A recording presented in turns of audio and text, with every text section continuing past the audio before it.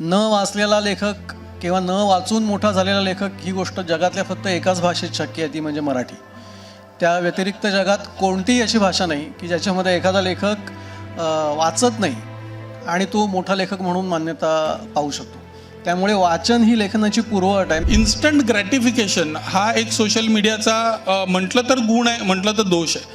Instant ग्रॅटिफिकेशनची एकदा तुम्हाला सवय झाली की तुम्हाला आत्ता आज मी काय पोस्ट करतोय आणि त्याला किती लोक लाईक देत आहेत याच्यावरती तुमचा सगळा भर होतो आणि मग तुम्ही त्याच्यात अडकून राहता त्या चक्रामध्ये. लेखक असतात ते शक्य तर ते टाळतात. तर अनुवाद आणि स्वतःचं लेखन यात फरकही आहे. आव्हानं दोघांची वेगवेगळी आहेत. कारण अनुवादामध्ये असं होतं की तुम्ही एक आधीपासून तयार असलेली संहिता तुमच्या भाषेमध्ये आणत असता. म्हणजे अनुवाद करताना आशा हा केंद्रस्थानी असायला हवा, भाषा ही त्यानंतर येते असं मी मानतो. त्यामुळे तसं करण्याकडे माझा कल असतो. की लेखकाचे स्वतःचे जे अनुभव असतात ते सुद्धा खूप महत्त्वाचे असतात. त्यामुळे आपण नेहमी म्हणतो की वेगवेगळ्या क्षेत्रातल्या लोकांनी लिहायला पाहिजे. म्हणजे कारण ते त्या क्षेत्राशी कनेक्टेड त्यांचे असे खास स्वतःचे वेगळे अनुभव असू शकतात की जे वाचकांपर्यंत आले तर त्यांना काहीतरी त्याच्यामधून नवं मिळू शकतं. आणि असेही लेखक असू शकतील की ज्यांचं स्वतःचं वाचन फार नाही पण त्यांना त्यांच्या क्षेत्राचं खूप त्यांनी पाहिलेलं आहे. जेव्हा तुम्ही स्वतःचं काही लिहू पाहता तेव्हाही असे बंद रस्ते तुमच्या समोर येतात. बऱ्याच वेळा असं होतं की आपण एका वाटेने पुढे जात राहतो आणि आपल्या असं लक्षात येतं की या वाटेने आता आपण पुढे जाऊच शकत नाही, ही बंद झालेली वाट आहे.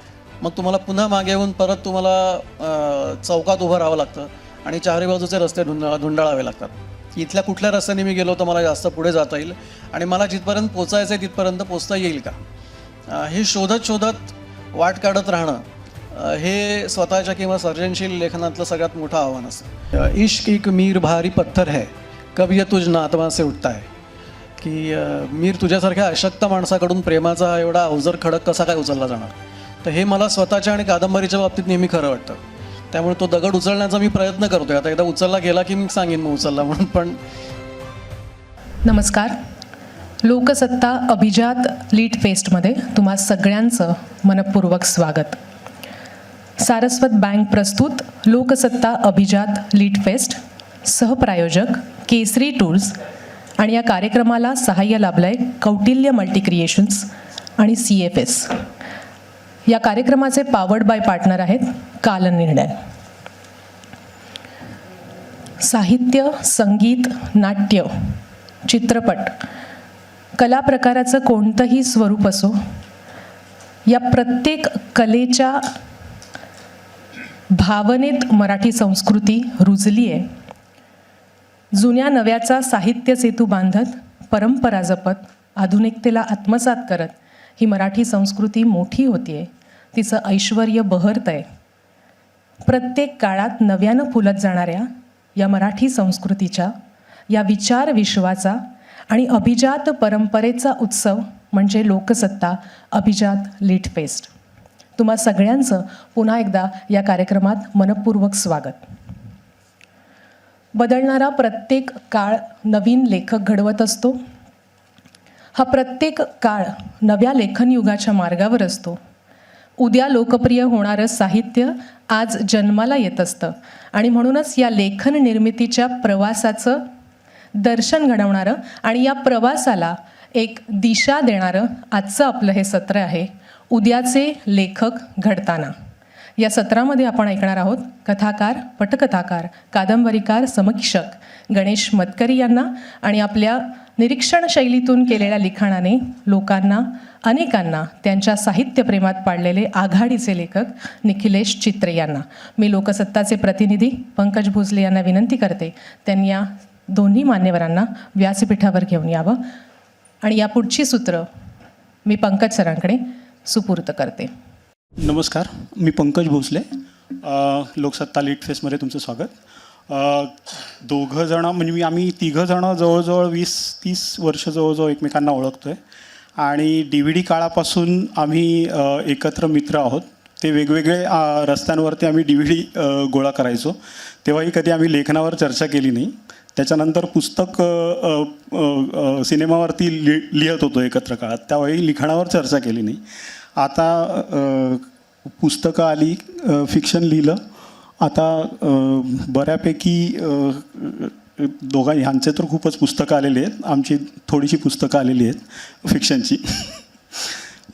तर हां, लेखनाच्या संदर्भात लेखन कार्यशाळा किंवा उद्याचे लेखक घडताना म्हणून ही कार्यशाळा आम्ही घाट घातलेला आहे. आणि लेखन पूर्णपणे गांभीर्याने घेण्याची गोष्ट आहे.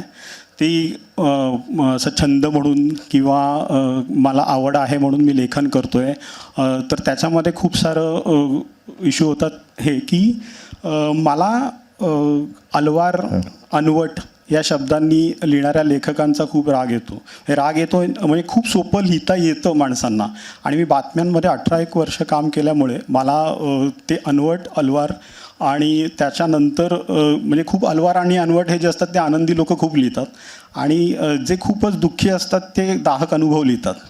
तर ते दाहक अनुभव आणि अलवार, अनवट ह्यांचं खूप कॉम्बिनेशन झालेलं आहे. तर आपण लिहायला सुरुवात केल्यानंतर एक पान आपण जर का लिहिलं तर त्याच्यामध्ये आपल्याला क्लिशे शब्द, सरधोपट शब्द किती आपण लिहितो त्याचा हे कळू शकतं. तर कार्यशाळा म्हणून तुम्ही इथे सगळे आलेले आहेत, तर जमलेले लोकांनी एक पानभर लिहून पाहिलं आजच्या दिवसात, म्हणजे या चर्चासत्रानंतर किंवा कार्यशाळेनंतर, तर तरी तुम्हाला त्याच्यातलं आपल्या लिखाणामधलं उत्तम काय आहे किंवा काय आहे लिखाण आपलं ते कळू शकेल. तर हे दोघं जे आहेत ते आपल्याला म्हणजे लेखनाच्या बाबत योग्य मार्गदर्शन देऊ शकतील किंवा मार्गदर्शन करू शकतील. तर माझे काही प्रश्न आहेत, तर हा कार्यक्रम जो आहे त्याच्यामध्ये जास्तीत जास्त तुम्ही त्यांना प्रश्न विचारून तुमच्या लेखनातल्या समस्या किंवा तुमच्या लेखनातल्या अडचणी किंवा तुम्हाला ज्या लिहायचं आहे पुढे त्याच्या संदर्भात जास्ती चर्चा करू शकता. तर मी सुरुवात करीन अगदी बेसिक काही गोष्टींपासून. दोघांनाही ते प्रश्न आहेत की लेखन सुधारण्यासाठी किंवा सरधोपटता टाळून लिहिण्यासाठी सुरुवात कशी करावी किंवा कोणता प्रकार आधी हाताळून पाहावा. डायरी लेखन वगैरे उपयुक्त ठरू शकतं का त्याच्यासाठी?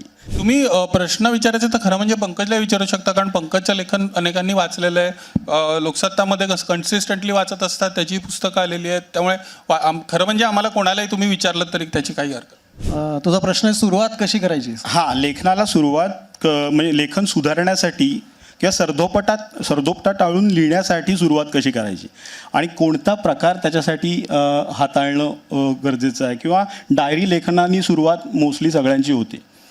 मला असं वाटतं प्रकार कोणताही असेल तरी काही फरक पडत नाही. म्हणजे काही आपल्याला जे हवं ते लिहावं, हवं तशा प्रकारे लिहावं, हवं ते लिहून पाहावं. आणि आपण जेव्हा सातत्याने लिहित जातो तेव्हाच आपल्याला हळूहळू कळायला लागतं की यात खाचाखोचा काय आहेत.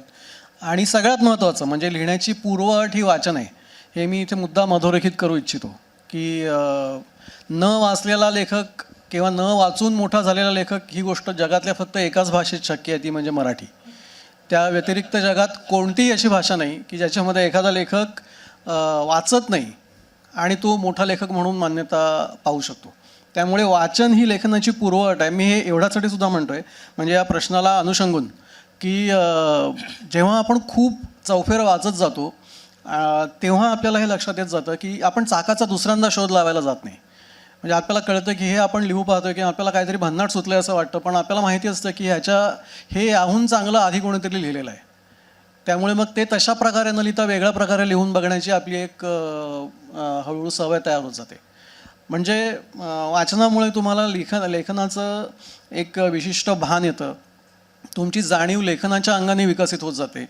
आणि सगळ्यात महत्त्वाचं म्हणजे आपण ज्या भाषेत आणि ज्या परंपरेत लेखन करतो त्या परंपरेचं एक भान तुमच्यामध्ये आपोआप रुजत जातं वाचनामुळे. तर वाचते लेखक होणं हे त्यासाठी आवश्यक आहे किंवा असणं. मी खरं तर हे बोलून दाखवायची गरज नाही, इतकी सहज गोष्ट आहे की लेखनाच्या आधी तुम्हाला खूप वाचायला पाहिजे. त्यामुळे याचा एक व्यत्यास असाही आहे की जो दुसऱ्याचं वाचत नाही त्याने आपलं दुसऱ्याने वाचावं अशी अपेक्षाही करू नये. म्हणजे वाचलं नाही तर काय प्रॉब्लेम नाही, मग तुम्ही दुसऱ्यांनी माझं वाचत नाही कोणी म्हणून गळे काढू नका, एवढंच आपण म्हणू शकतो. त्यामुळे वाचन ही लेखनाची पूर्वअट आहे. आणि मग एकदा तुम्ही पुरेसं पचवलंत की मग तुम्ही तुमच्या पद्धतीने ते कसंही व्यक्त करू शकता. फॉर्म कुठलाही असेल, कोणी डायरी लिहिल, कोणी निबंध लिहून बघेल, कोणी रोजच्या जगण्यातल्या प्रसंगावर काहीतरी सुचलं म्हणून लिहिल, तर तुम्ही काहीही लिहू शकता, कशाही प्रकारे लिहू शकता. असं लिहिता लिहिता तुम्हाला स्वतःचं म्हणून काहीतरी सापडेल, केव्हा तरी सापडेल. पण त्याची पूर्वअट जी आहे ती सातत्यानं वाचत राहणं ही आहे असं मला वाटतं. ह्या डायरीचं जे आता पंकज म्हणाला की डायरी लिहिण्याचा काय फायदा होईल का, मला असं वाटतं हल्ली डायरी लिहिणं हे फार तसं दुर्मिळ गोष्ट आहे. आणि अलीकडे डायरीचं इक्विव्हॅलंट आपण जर म्हटलं तर सोशल मीडियामध्ये पोस्ट्स लिहिणं हे थोडंसं आजकाल आपल्याला कॉमनली दिसतं की सगळेजण पोस्ट लिहित असतात. सगळेजण ज्यांना इनफॅक्ट ज्यांना लिहिण्यामध्ये इंटरेस्ट आहे त्यातले बरेचसे जण असतातच सोशल मीडियावरती आणि ते त्याच्यामधून काहीतरी लिहून आपला एक आजमावत असतात. आता त्याच्यामध्ये थोडा प्रॉब्लेम असा असतो की ते काही प्रकारच्या लेखनासाठी त्याचा फायदा आहे. म्हणजे उदाहरणार्थ तुम्ही समीक्षा लेखन करत असाल किंवा तुम्हाला करायचं असेल तर त्याच्यासाठी तुम्हाला काही तुम्ही आत्ता बघितलं आहे किंवा आत्ता काय वाचलं आहे याच्याविषयी तुम्ही जर त्याच्यामध्ये लिहित असाल आणि त्याच्यामधून तुम्हाला येणाऱ्या कमेंट्सवरून वगैरे जर काही त्याच्यातून शिकता येत असेल आणि त्याच्यामधून तुमचं जर शैली तुमची डेव्हलप होत असेल किंवा तुम्हाला प्रतिसाद त्यातल्या कुठल्या गोष्टीला मिळतो हे लक्षात येत असेल तर त्याचा काही प्रमाणात फायदा आहे.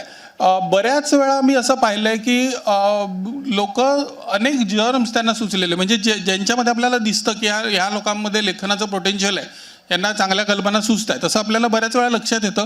पण बऱ्याचदा ते लोक असं आपल्याला दिसतं की छोट्या छोट्या एकेका दोन पॅरांच्या पोस्ट टाकून आपल्या डोक्यामधल्या चांगल्या कल्पना की ज्यांचा खरा विचार केला ज्याच्यावर ज्या डेव्हलप केल्या तर तुम्हाला त्याच्यामधून कथा स्वरूपात काहीतरी होऊ शकेल अशा पद्धतीचे जर्मसुद्धा ते एकेका पोस्टमधून टाकून देतात त्याच्यावरती आणि मग ते वेस्ट होतं. वेस्ट अशासाठी होतं की एक म्हणजे तुम्ही कल्पना आउट करता ती कल्पना अनेक लोक त्याच्यामधून वापरू शकता. दुसरं म्हणजे तुम्हाला जो त्याच्यावरती त्या विचार करायला पाहिजे त्या याच्यावरती तो त्याच्यासाठी तुम्हाला जो एक पेशन्स लागतो की एक गोष्ट आपल्याला सुचली आहे तर ती आपल्या डोक्यात ठेवणं आणि त्याच्याबरोबर काही काळ राहणं, ती काय पद्धतीने त्याचा विकास होतो हे पाहणं, वेळ पडल्यास ती एकाहून अधिक वेळा लिहून पाहणं, एखादी गोष्ट तुमची एखाद्या पानात होत असेल किंवा मग त्याची एक लघुकथा होत असेल दीर्घकथा होत असेल असं करून ती कादंबरीपर्यंत त्याचं काही होऊ शकतं किंवा त्याचे वेगवेगळ्या फॉर्मॅट्समध्ये त्यांचं काही वेळा तुम्हाला असं वाटतं की हे कथेपेक्षा आपल्याला हे एकांकिकेसाठी अधिक योग्य पडेल हा जर्म. तर असे जर तुम्ही डोक्यात ठेवलेत विषय किंवा जे लिहिता येते तर तुम्ही त्याच्याबरोबर राहून त्याच्यात सुधारणा करून किंवा त्याचं माध्यमं बदलून या पद्धतीने त्याच्याकडे वेगवेगळ्या प्रकारे अप्रोच होऊ शकता. जर तुम्ही लिहून टाकलं ते फेसबुकवरती पोस्ट स्वरूपात तर तुमच्याकडून त्याचा एक काय म्हणायचं त्याचा कल्पनेचा त्या निचरा होतो. त्याच्यानंतर तुम्ही त्याच्याकडे पुन्हा वळत नाही, तुम्ही दुसऱ्या काहीतरी कल्पनेचा विचार करता आणि मग ती तशीच पोस्ट करता. त्यामुळे या पद्धतीने तुम्ही जे सुचलंय ते लगेच टाकणं आणि लगेच त्याच्यावर आपल्याला काहीतरी एक रिस्पॉन्स मिळणं, इन्स्टंट ग्रॅटिफिकेशन हा एक सोशल मीडियाचा म्हटलं तर गुण आहे, म्हटलं तर दोष आहे. इन्स्टंट ग्रॅटिफिकेशनची एकदा तुम्हाला सवय झाली की तुम्हाला आज मी काय पोस्ट करतोय आणि त्याला किती लोक लाईक देत आहेत याच्यावरती तुमचा सगळा भर होतो आणि मग तुम्ही त्याच्यात अडकून राहता त्या चक्रामध्ये. लेखक असतात ते शक्यतर ते टाळतात इन्स्टंट ग्रॅटिफिकेशन, कारण ते टाळलं तर आपल्याला त्या कल्पनेचा पूर्ण विकास होण्यासाठी त्याच्यावरती तुम्हाला काम करण्याची एक शक्यता तयार होते.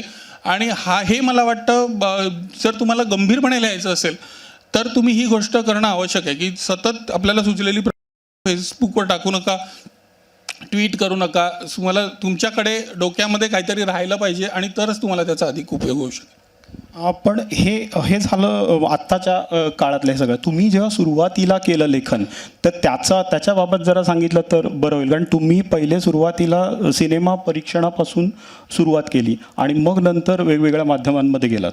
तर सुरुवातीला तुमचं जे लेखन होतं घरातलं वातावरण होतं म्हणून लिखाणामध्ये झालं की तुम्ही वेगळ्या पद्धतीने तुमचं म्हणजे घरातल्या मला कथाच लिहायचीच नाही असं सुरुवातीचं तुमचं एक 15-20 वर्ष तरी होतं. तर त्याबाबत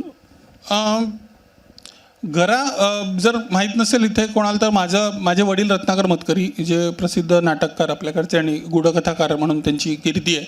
आणि आमच्या घरी प्रत्येकाने लिहिलेलं आहे. म्हणजे माझ्या बहिणीच्या 2 कादंबऱ्या आणि एक लेखसंग्रह आहे. माझ्या आईनी काही भाषांतरं केलेली आहेत पुस्तकाची, आणि त्यामुळे आणि माझे आजोबा प्रख्यात नाट्यसमीक्षक माधव मनोहर होते. त्यामुळे आमच्या घरचं असं पूर्ण वातावरण सगळे लिहिणारे अशा पद्धतीचं एक होतं. आणि सगळ्यांच्याकडे पुस्तकांचे मोठे मोठे संग्रह आणि प्रत्येकाची आवडीनिवडी, ग्रंथालय, सगळे सभासद असलेले वगैरे असं सगळं वातावरण माझ्या घरी होतं. माझं मुळात मला लेखक होण्यामध्ये काही इंटरेस्ट आहे असं मला वाटत नव्हतं कधीच, आणि त्या पद्धतीने मी कधीही विचारही केलेला नव्हता. मी लिहायला लागलो तेव्हा अचानक एकदा मला महानगरमध्ये लिहिण्याची संधी मिळाली, समीक्षा, त्याच्यामुळे मी लिहायला लागलो, आणि मग तेव्हापासून मी लिहायला लागलो. आता मी जेव्हा लिहायला लागलो तेव्हा सोशल मीडिया हा त्या प्रकारे अस्तित्वातच नव्हता. म्हणजे 97मध्ये मला वाटतं पहिल्यांदा लिहिलं. तेव्हा मी जेव्हा लिहायला लागलो तेव्हा मला असं वाटलं की हे आपण जे लिहितोय, लिहिण्याची मी पहिलं हे जे केलं ते मी जवळजवळ मला सांगितलं की पुढच्या आठवड्यात रिलीज होतोय फिल्म, त्याच्यावरती लिही. त्यामुळे मी ते लगेचच लिहून टाकलं. पण नंतर मला असं वाटायला लागलं की ते परफेक्ट करण्यासाठी काय करायला पाहिजे, आणि त्याच्यामध्ये मग माहिती आपली कशी वाढवायला हवी, त्याच्यामध्ये आपण काय फिल्म्स बघायला हव्यात, आपण फिल्म सोसायटी जॉईन करायला हवी का वगैरे, हा जो सगळा समीक्षा लेखन, चित्रपटची समीक्षा करण्यासाठी तुम्हाला जी एक मागे इन्फॉर्मेशन तयार व्हायला हवी. जसं हा म्हणाला की लेखकाला वाचन त्याचं असलं पाहिजे, तसंच जर तुम्ही समीक्षा करत असाल तर ज्याची समीक्षा करता त्याबद्दल तुम्हाला अधिक माहिती पाहिजे. म्हणजे तुम्ही फिल्म्सची करत असाल, तुम्हाला फिल्म्स माहिती पाहिजे, जागतिक सिनेमामध्ये काय घडलं आहे, दिग्दर्शक कोण आहेत, ह्या सगळ्या अनेक गोष्टी आहेत की ज्यांची तुम्हाला माहिती पाहिजे. आता तेव्हा अशी सिच्युएशन होती की इंटरनेट नुकतं आलं होतं, पण त्याचा विस्तार झालेला नव्हता, ब्रॉडबँड नव्हतं, फिल्म्स हव्या तशा बघायला मिळत नव्हत्या, साधे एक पान लोड व्हायला सुद्धा काही अर्ध मिनिट वगैरे लागायचं. अशी अगदी सुरुवातीचा तो काळ होता. त्यामुळे मग त्याच्यासाठी काही रेफरन्सची पुस्तकं आणणं, आपल्याकडे पुस्तक संग्रह तयार करणं वगैरे अशा गोष्टी त्याच्यातून तयार झाल्या. आणि मग जेव्हा मी ते लिहायला लागलो तेव्हा माझे सुमारे 15-1 वर्ष मी फक्त समीक्षा लिहिली. म्हणजे मी पुढे फिक्शनकडे वळलो तो 2012मध्ये, आणि त्याच्या आधीचा जो सगळा काळ होता तो मी पूर्णपणे समीक्षेवरतीच लिहित होतो. आता त्याच्यात थोडं असं असतं की तुम्ही एकदा एस्टॅब्लिश झालात, एखादा वाङ्मय प्रकार किंवा तुमच्याशी जोडला गेला की मग तुम्हाला त्या पद्धतीचं लिहिण्याची विचारणा होते. कोणी लेख मागतं तुमच्याकडे, आता समीक्षक जर असलात तर तुमच्याकडे दिवाळी अंक असले तर ते तुमच्याकडे लेख मागतात, मग ते तुमच्याकडे कथा मागणार नाहीत. त्यामुळे तुम्ही एका पद्धतीचं लिहायला लागलात की तुम्ही त्याच पद्धतीचं लिहित जाता, आणि अशा चक्रात थोडंसं तुमचं अडकल्यासारखं होतं.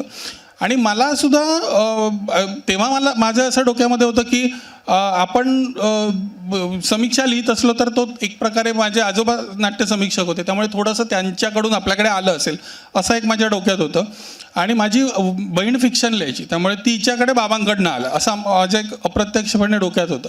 आणि नंतर मी एकदा कधीतरी लिहून पाहूया असं करून मी 2012मध्ये जेव्हा एक पहिल्यांदा कथा लिहिली, आणि मग त्याच्यानंतर ते मी पुढे लिहित गेलो, ती सिरियलाइज व्हायला लागली अनुभवमध्ये, आणि मग त्याच्यामधून माझं खिडक्या अर्ध्या उघड्या पुस्तक झालं, आणि मग तेव्हापासून मी कन्सिस्टंटली लिहायला लागलो. तर आता त्याच्यामध्ये सुद्धा मी लिहिताना काही मी असा फार विचार केला होता असा भाग नाही. मुळात मला पहिला इन्स्टन्स माझा लिहिण्याचा असा होता फिक्शनचा की मी एक हरुकी मुराकामीचं एक पुस्तक वाचत होतो, एलिफंट व्हॅनिशेस म्हणून. माझं वाचन बरंच आहे आधीपासूनच, आणि हा तसा माझ्या माहितीचा नव्हता लेखक, ते माझं पहिलं पुस्तक होतं. कोणीतरी रेकमेंड केलं होतं एलिफंट व्हॅनिशेस, आणि ते वाचावं असं वाटलं. आणि ते वाचताना मला असं वाटलं की ह्याची जी शैली आहे किंवा त्याच्यामध्ये एक प्रकारची अर्जन्सी, आत्ता जे काय चाललेलं आहे, आत्ताच्या साहित्यात काय चाललं असेल किंवा आत्ताच्या वर्तमानात जे काय चाललं असेल ते तो ज्या पद्धतीने आणतो आहे हे लोकांसमोर, वाचकांसमोर, त्याच्यामध्ये काहीतरी खूप इंटरेस्टिंग आहे. आणि आपण अशा पद्धतीने आणत नाही. आपल्या माहितीचं जे आहे, आपल्या भोवतालचं जे आपण बघतोय जग, हे आपण आणत नाही आपल्या लेखणीतून पुढे. हे मला कुठेतरी एक खटकलं, आणि असं वाटलं की आता आपल्याला काहीतरी करून लिहून बघायला पाहिजे निदान एखादी तरी कथा. आणि तेव्हा मी ती जी वाचत होतो कथा एलिफंट व्हॅनिशेसमधली, ती पूर्ण केली आणि बाजूला ठेवलं पुस्तक, आणि पहिली कथा लिहायला घेतली. त्यामुळे अनेकदा तुमच्यावरती इन्फ्लुएन्सेस असतात, त्यांचा असा अप्रत्यक्षपणे उपयोग होतो. तुम्ही ते घेऊन त्याच्यासारखंच लिहाल असं काही नाही, पण त्याच्यामध्ये एखाद्या लेखक किंवा एखादी संहिता, एखादं पुस्तक, एखादा सिनेमा, हे तुम्हाला असं वाटतं की ह्याच्यामुळे आपल्याला आता काहीतरी करायला हवं, अशा पद्धतीची एक प्रेरणा त्याच्यामधून मिळू शकते. आणि मग तुम्ही लिहायला सुरुवात करू शकता. तर त्यामुळे असे प्रत्येकाचे वेगवेगळे, आय एम शुअर निखिलेशचा सुद्धा असा काहीतरी एक अनुभव असू शकतो. तुझ्या चित्रपट समीक्षण जेव्हा सुरू झालं होतं तेव्हा एक वर्ग होता ज्यांना तू सांगितलेले सिनेमे कळायचेच नाहीत किंवा त्यांना माहितीच नसायचे, की त्यांचे उच्चारच माहिती नसायचे. आणि मग त्यानंतर तुझं लेखन त्याच्या संदर्भातलं वाचायला मिळायचं किंवा तुझ्यावर फोनवरती बोलताना तू 10 किंवा 20 दिग्दर्शकांची नावं सांगायचास आणि ती कोणालाच माहिती नसायची. आणि हा अनेकांना मग खूप हे व्हायचं की आपल्याला काहीच माहीत नाही की काय. तुला नंतर तू सिनेमावरती लिहायला लागलास आणि मग कथेवरती आलास. तर तुझा हा बदल जो आहे तो थोडक्यात सांग किंवा जास्ती यातच सांगितलंस तरी चालेल. कारण त्याच्या आधीचा तुझा सगळा जो आहे तो रहस्यकथा, मराठी रहस्यकथांचा वाचनाचा भाग आहे, तो अनेक लोकांना परिचित नाही आहे. रहस्यकथा हा तर आपला आवडता कॉमन फॅक्टर आहे. आणि म्हणजे मला माहिती आहे गणेशलाही रहस्यकथा वाचायला आवडतात, आपण तर वाचतोच आहोत. आणि हो, आणि गणेशचं आता एक पुस्तक, पंकजचं आता एक पुस्तकही येऊ घातलं आहे लवकरच पुढच्या वर्षी, रहस्यरंजन नावाचं. तर तो खूप मोठा विशाल प्रांत आहे, आपला आवडता विषय आहे तो. त्यामुळे त्या विषयावर बोलायला वेगळीच आपल्याला अशी एक गप्पांची मैफल रंगवायला लागेल असं मला वाटतं. आणि मी त्या विषयात एवढ्यासाठी जाऊ इच्छित नाही आता, कारण तिथे शिरल्यावर पुन्हा बाहेर निघणंही अवघड आहे. म्हणजे एकदा गुरुनाथ नाईक, बाबूराव अर्नाळकर, SM काशीकर, दिवाकर नेमाडे, अनिल टी कुलकर्णी, ही सगळी नावं एकदा आपण घ्यायला लागलो की मग आपल्याला त्यातून बाहेर निघणं अवघड होईल, आजचा विषयच भरकटेल. म्हणून मी तिथे न जाता जरा लांबूनच त्या विषयाला. तुझं लेखन सुरू केव्हा झालं? 2000 च्या दरम्यान? हो, साधारण माझं लेखन म्हणजे मी आधी असंच काहीतरी फुटकळ वगैरे लिहिलं होतं, पण कथा किंवा फिक्शन लिहावं असं वाटलं ते साधारण 2016-17च्या आसपास. आणि मी तू म्हणतोस तसं सिनेमाविषयी मी असंच अधूनमधून खूप सातत्याने नाही पण लिहित होतो. आणि पुन्हा सिनेमासुद्धा अतिशय प्रेमाचा विषय असल्यामुळे तेव्हा एक त्यात असोशी होती की आपल्याला जे सांगायचं आहे किंवा आपण जे पाहतोय त्याच्याविषयी कुठे लिहून आलेलं आपल्याला वाचायला मिळत नाही आहे. मग आपणच ते लिहून लोकांना सांगावं, हा त्याच्या मागचा एक उद्देश होता. आणि एक तातडी होती, असोशी होती. मग गणेशनी मग अशी एक चांगला मुद्दा मांडला त्याच्यामध्ये की अर्जन्सी हा त्यांनी शब्द वापरला. तर ही अर्जन्सी मला फार महत्त्वाची वाटते कुठल्याही लेखनासाठी. ही जी तातडी आहे की लिहिल्याशिवाय गत्यंतर नाही, ही जी एक अवस्था असते ती अवस्था लिहिण्यासाठी फार महत्त्वाची. मी ती लिखाणाला कारक तर असतेच, पण ती अवस्था आल्याशिवाय लिहू नये असंही मला वाटतं. म्हणजे याच्यावरून मला एक गमतीदार किस्सा आठवतो, लोककथा आहे ती मला वाटतं, की एक राजपुत्र होता आणि तो वयाच्या 13व्या वर्षापर्यंत बोलला नव्हता. आणि सगळे खूप काळजीत होते. राजा राणींनी खूप उपाय करून बघितले, देशोदेशीचे वैद्य डॉक्टर्स बोलवले, पण काही उपयोग झाला नाही.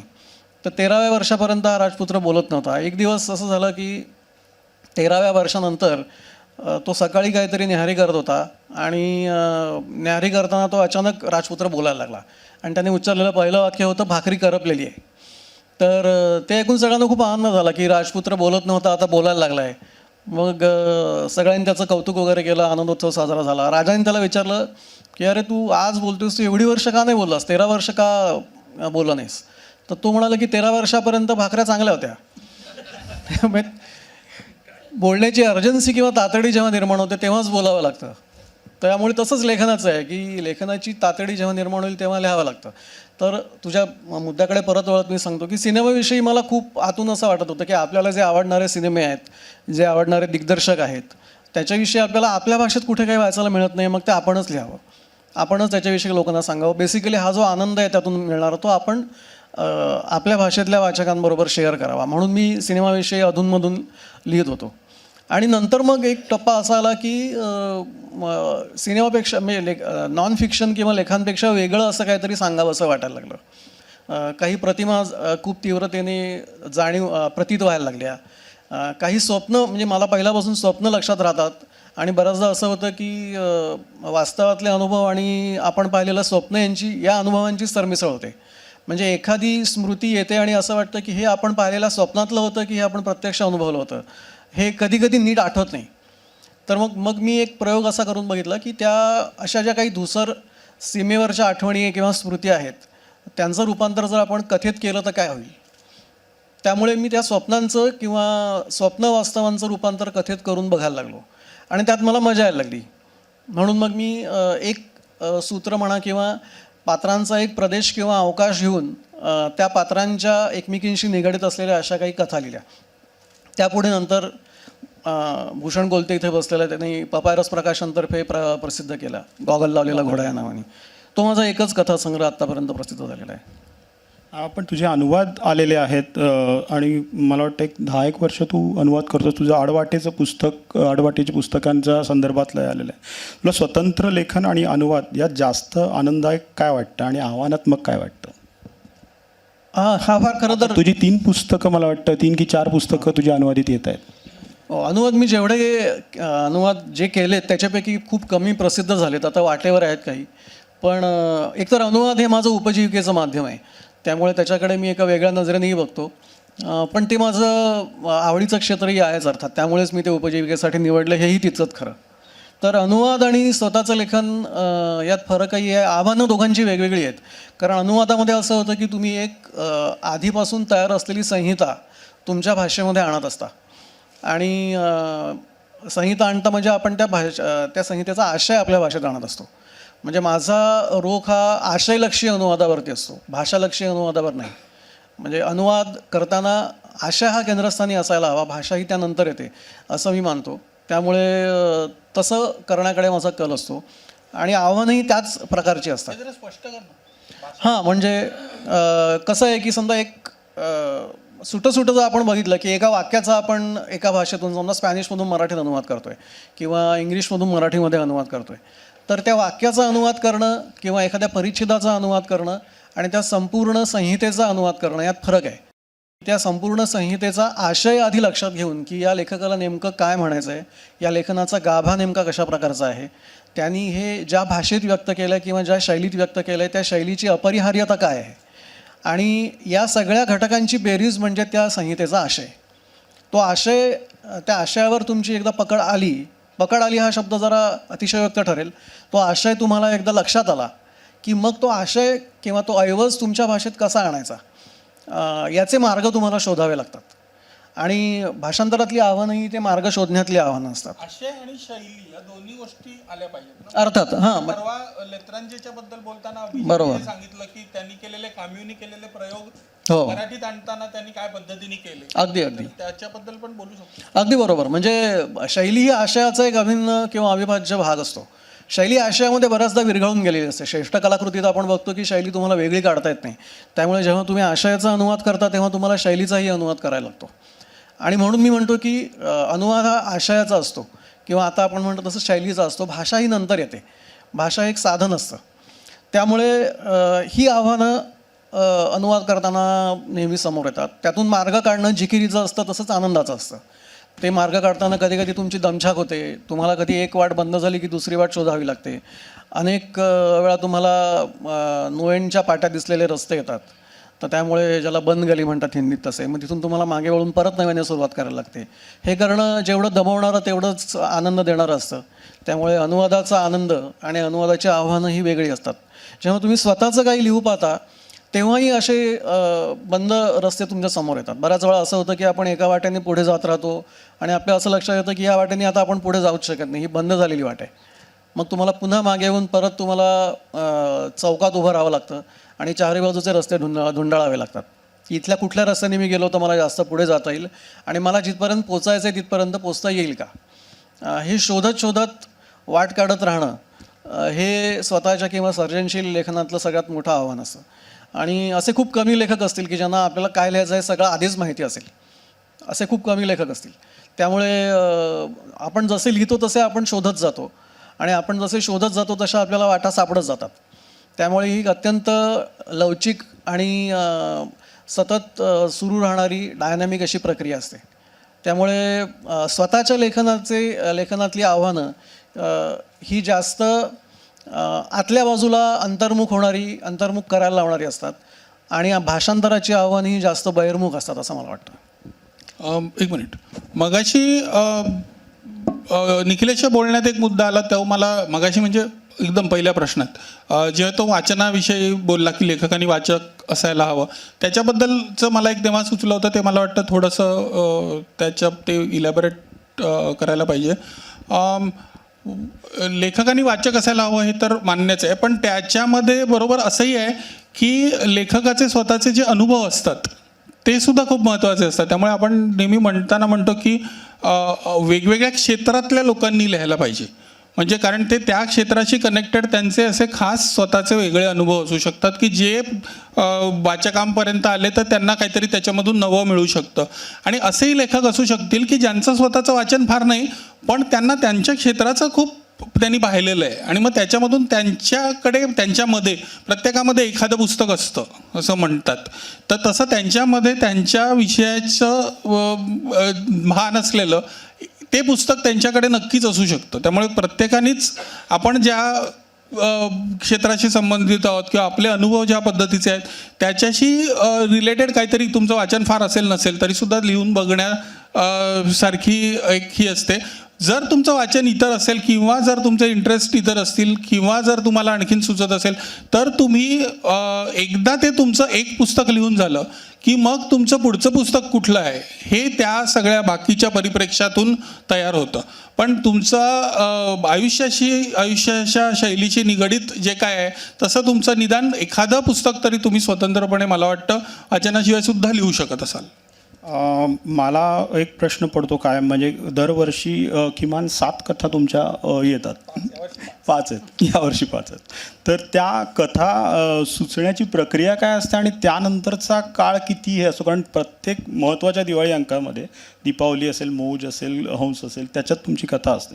सुचण्याची प्रक्रिया कशी असते आणि त्यानंतरची म्हणजे लिहिण्याची पद्धत, म्हणजे त्याला ठरलेली वेळ असते का, जागा असते का, किंवा काही म्हणजे त्याच्या संदर्भातल्या लिहिण्याच्या संदर्भातल्या काही सवयी आहेत का रोजच्या? लिहिण्याच्या संदर्भातली एक सवय प्रत्येकाचीच मला वाटतं असायला पाहिजे की जेव्हा शक्य होईल तेव्हा त्यांनी आपलं एक शिस्त लावून घेणं की आपण अमुक इतका वेळ अमुक एका ठिकाणी बसून लिहितो असं केलं.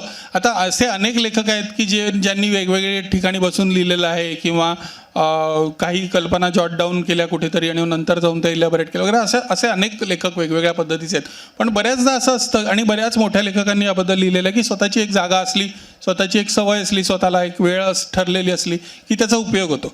मी स्वतः माझ्या वडिलांचं असं बघितलेलं आहे की आमच्या शेजारी एक सुमती भालेराव म्हणून राहायच्या, आमच्या घरच्यासारख्याच होत्या त्या. तर माझे वडील अनेक वर्ष त्या सकाळी त्यांचं मंत्रालयाजवळ त्यांचं कुठेतरी ऑफिस होतं, त्यामुळे सकाळी त्या जायच्या कामावर आणि उशिरा 7:30-8पर्यंत यायच्या. तर त्यांच्या घरातली एक खोली त्यांनी बाबांना ऑफिससारखी वापरायला दिली होती आणि बाबा सकाळी ब्रेकफास्ट वगैरे झाला की तिथे जाऊन बसायचे, लंचपर्यंत लिहायचे, नंतर घरी येऊन ब्रेक जसा ऑफिसमध्ये जसा ब्रेक घेतात तसं करायचे आणि मग परत जाऊन संध्याकाळपर्यंत तिथे काम करत असायचे. आता हे काम लेखकांचं वेगवेगळ्या पद्धतीचं असू शकतं. म्हणजे कधी दरवेळेस काही ते बसून सकाळपासून लिहितील असं नाही.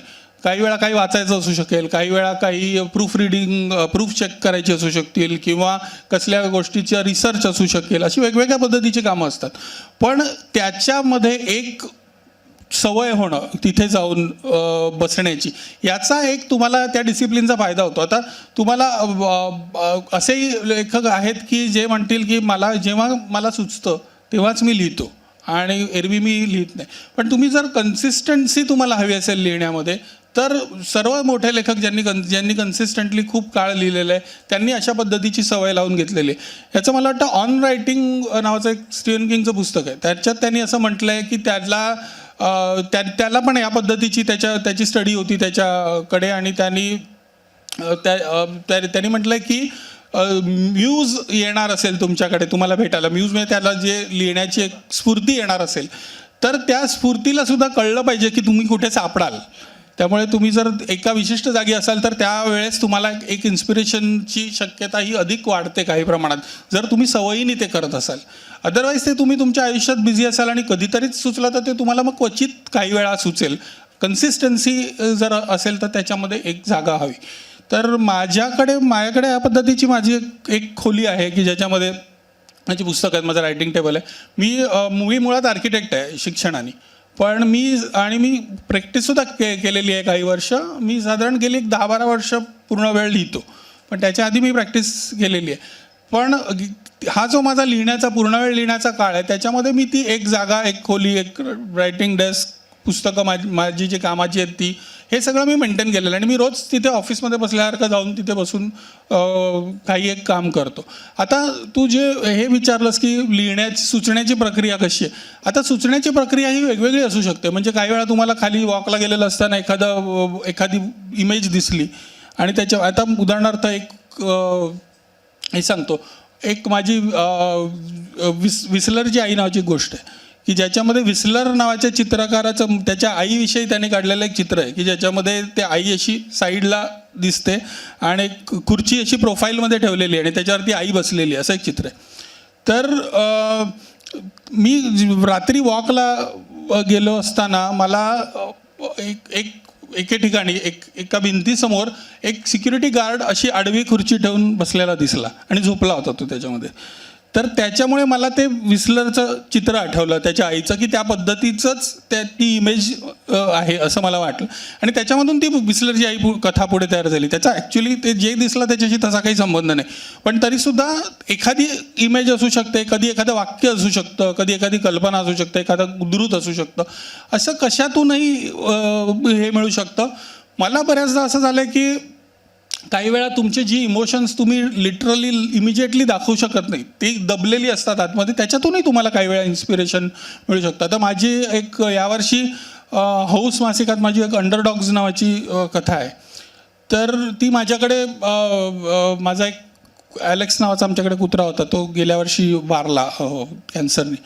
तर त्याचा जो एक, आणि मी घरी असल्यामुळे दिवसभर तो सतत माझ्याबरोबर असायचा, त्यामुळे माझ्यावर त्याचा खूप प्रोफाऊंड असा त्याच्या मृत्यूचा परिणाम झाला. तर मी असं इमिजिएटली बोलणं किंवा असं काही करत नाही त्याच्याबद्दल, पण त्या हाऊससाठी कथा लिहायला मी बसलो तेव्हा माझ्या डोळ्यासमोर त्यातल्या काही त्या प्रसंगाचं एक आठवण माझ्या डोक्यात होती. तर त्याच्यातून ती कथा कुठेतरी सुरू झाली. त्याच्यात डायरेक्टली पुन्हा याचा काही संबंध नाही, पण तरीसुद्धा ॲलेक्स हा त्या कथेच्या निर्मितीला कारणीभूत आहे असं मी म्हणेन. तर अशा पद्धतीने तुम्हाला वेगवेगळ्या गोष्टी असू शकतात तुमच्या आयुष्याशी कनेक्टेड. एक गोष्ट मला नेहमीच अशी वाटते की प्युअर फिक्शन, काहींचं म्हणणं असतं की अनुभव किंवा आत्मकथन किंवा असं काही याच्याशी तुमच्या ते फिक्शन जेव्हा तुम्ही लिहिता त्याचा काही संबंध नाही. फिक्शन हे प्युअर फिक्शन हवं की ज्याचा काहीच संबंध नाही तुमच्या अनुभवाशी. मला असं वाटतं की प्युअर फिक्शन अशी गोष्टच नाही. कुठल्या ना कुठल्या मार्गाने तुमच्या आयुष्याशी ते जोडलेलं असतं. तर आता याचा अर्थ असा नाही की तुम्ही तुमच्या आयुष्यातले अनुभव त्या कथा म्हणून लिहाल, पण तुमच्या डोक्यात आलेला कुठला तरी विचार, तुमच्या डोक्यात एखादी भावना, एखादी भेटलेली व्यक्ती, अशा अनेक गोष्टी असू शकतात की ज्याचा कुठला ना कुठला बारीक सारीक परिणाम तुमच्या ती कथा तुम्हाला सुचण्यामध्ये होतो. कथा संपूर्णपणे वेगळी असते, त्याचाच तुमच्या वास्तवाशी काही संबंध नसतो, पण तरीसुद्धा तुम्हाला त्याच्यातून जिथपासून तो सुरू झाली, जिथपासून तो जर्म तुमच्या डोक्यात आला, त्याच्यामध्ये तुमच्या आयुष्याचा संबंध हा असतोच आणि असायलाच हवा. तुझ्या कथांबद्दल तू सांगू शकशील का? म्हणजे कथाचा तुझी प्रोसेस, तुझी लिहिण्याची प्रक्रिया, आम्हाला वाटतं 3 किंवा 4 वर्ष आपलं याचं चाललेलं होतं. तू साक्षीदार आहेस त्याचा, म्हणजे तू माझी प्रत्येक कथा छापून येण्याआधी वाचलेली आहेस, त्यामुळे तुला ते माहिती आहे एका प्रकारे. आणि गणेश बोलला त्याला पण मी एका अर्थाने असं म्हणेन की बऱ्याचशा लेखकांची प्रक्रिया त्यांनी आत्ता सांगितलं त्याच्यामध्ये समाविष्ट होऊ शकेल असं मला वाटतं. माझं पण बऱ्यापैकी तसंच आहे. आणि मी आत्ता काही वेळापूर्वी उल्लेख केल्याप्रमाणे स्वप्नांचा फार मोठा माझ्या कथांमध्ये सहभाग आहे. म्हणजे बऱ्याच कथांमध्ये स्वप्नांचे तुकडे, स्वप्नांचे खंड असे विरघळून गेलेले आहेत, किंवा कधीकधी स्वप्नातली एखादी इमेज किंवा एखादी प्रतिमा सतत पछाडून राहिल्यामुळे ती कथा लिहून झाली असंही बऱ्याच वेळा होतं. म्हणजे पहिली जी कथा लिहिली होती सिनाराचा प्रवासी नावाची, त्यात एक प्रसंग आहे की निवेदक आणि त्याचा चुलत भाऊ हे डहाणू जवळच्या एका टेकडीवर धावत धावत चढत आहेत. हिरवीगार टेकडी आहे आणि तिकडे ते ससे पकडतात, आणि ससा पकडला की मग तो ससा असा छाती जाऊन उंच टेकडीवर जाऊन बसतात आणि दूरवर पसरलेल्या गावाकडे बघत राहत गप्पा मारतात. तर हे मला खूप आधी पडलेलं एक स्वप्न होतं. त्याचा पुन्हा माझ्या आयुष्याशी काहीतरी दुरान्वयाने संबंध असूही शकेल, माझ्या बालपणाशी वगैरे. तर ही इमेज त्या स्वप्नातली खूप दिवस मला सतत हॉन्ट करत राहिली, किंवा त्यांनी मला पछाडलं होतं आणि तिचं काय करावं हे मला कळत नव्हतं. मी चित्रकार नाही तर मी चित्र काढलं असतं. तर त्यामुळे मला असं वाटलं की आपण हे लिहून बघावं. आणि त्या एका प्रतिमेच्या केंद्रकाभोवती पेशी तयार होत जावी त्याप्रमाणे ती कथा त्या प्रतिमेच्या केंद्रकाभोवती गोळा होत गेली. मग ती प्रतिमा त्याच्यात मध्ये आली, त्याच्या मागे पुढे अवतीभवती अशा अनेक गोष्टी किंवा अनेक घटक सेंद्रियपणे एकत्र येत गेले आणि असं हळूहळू करत त्या कथेने एक आकार घेतला.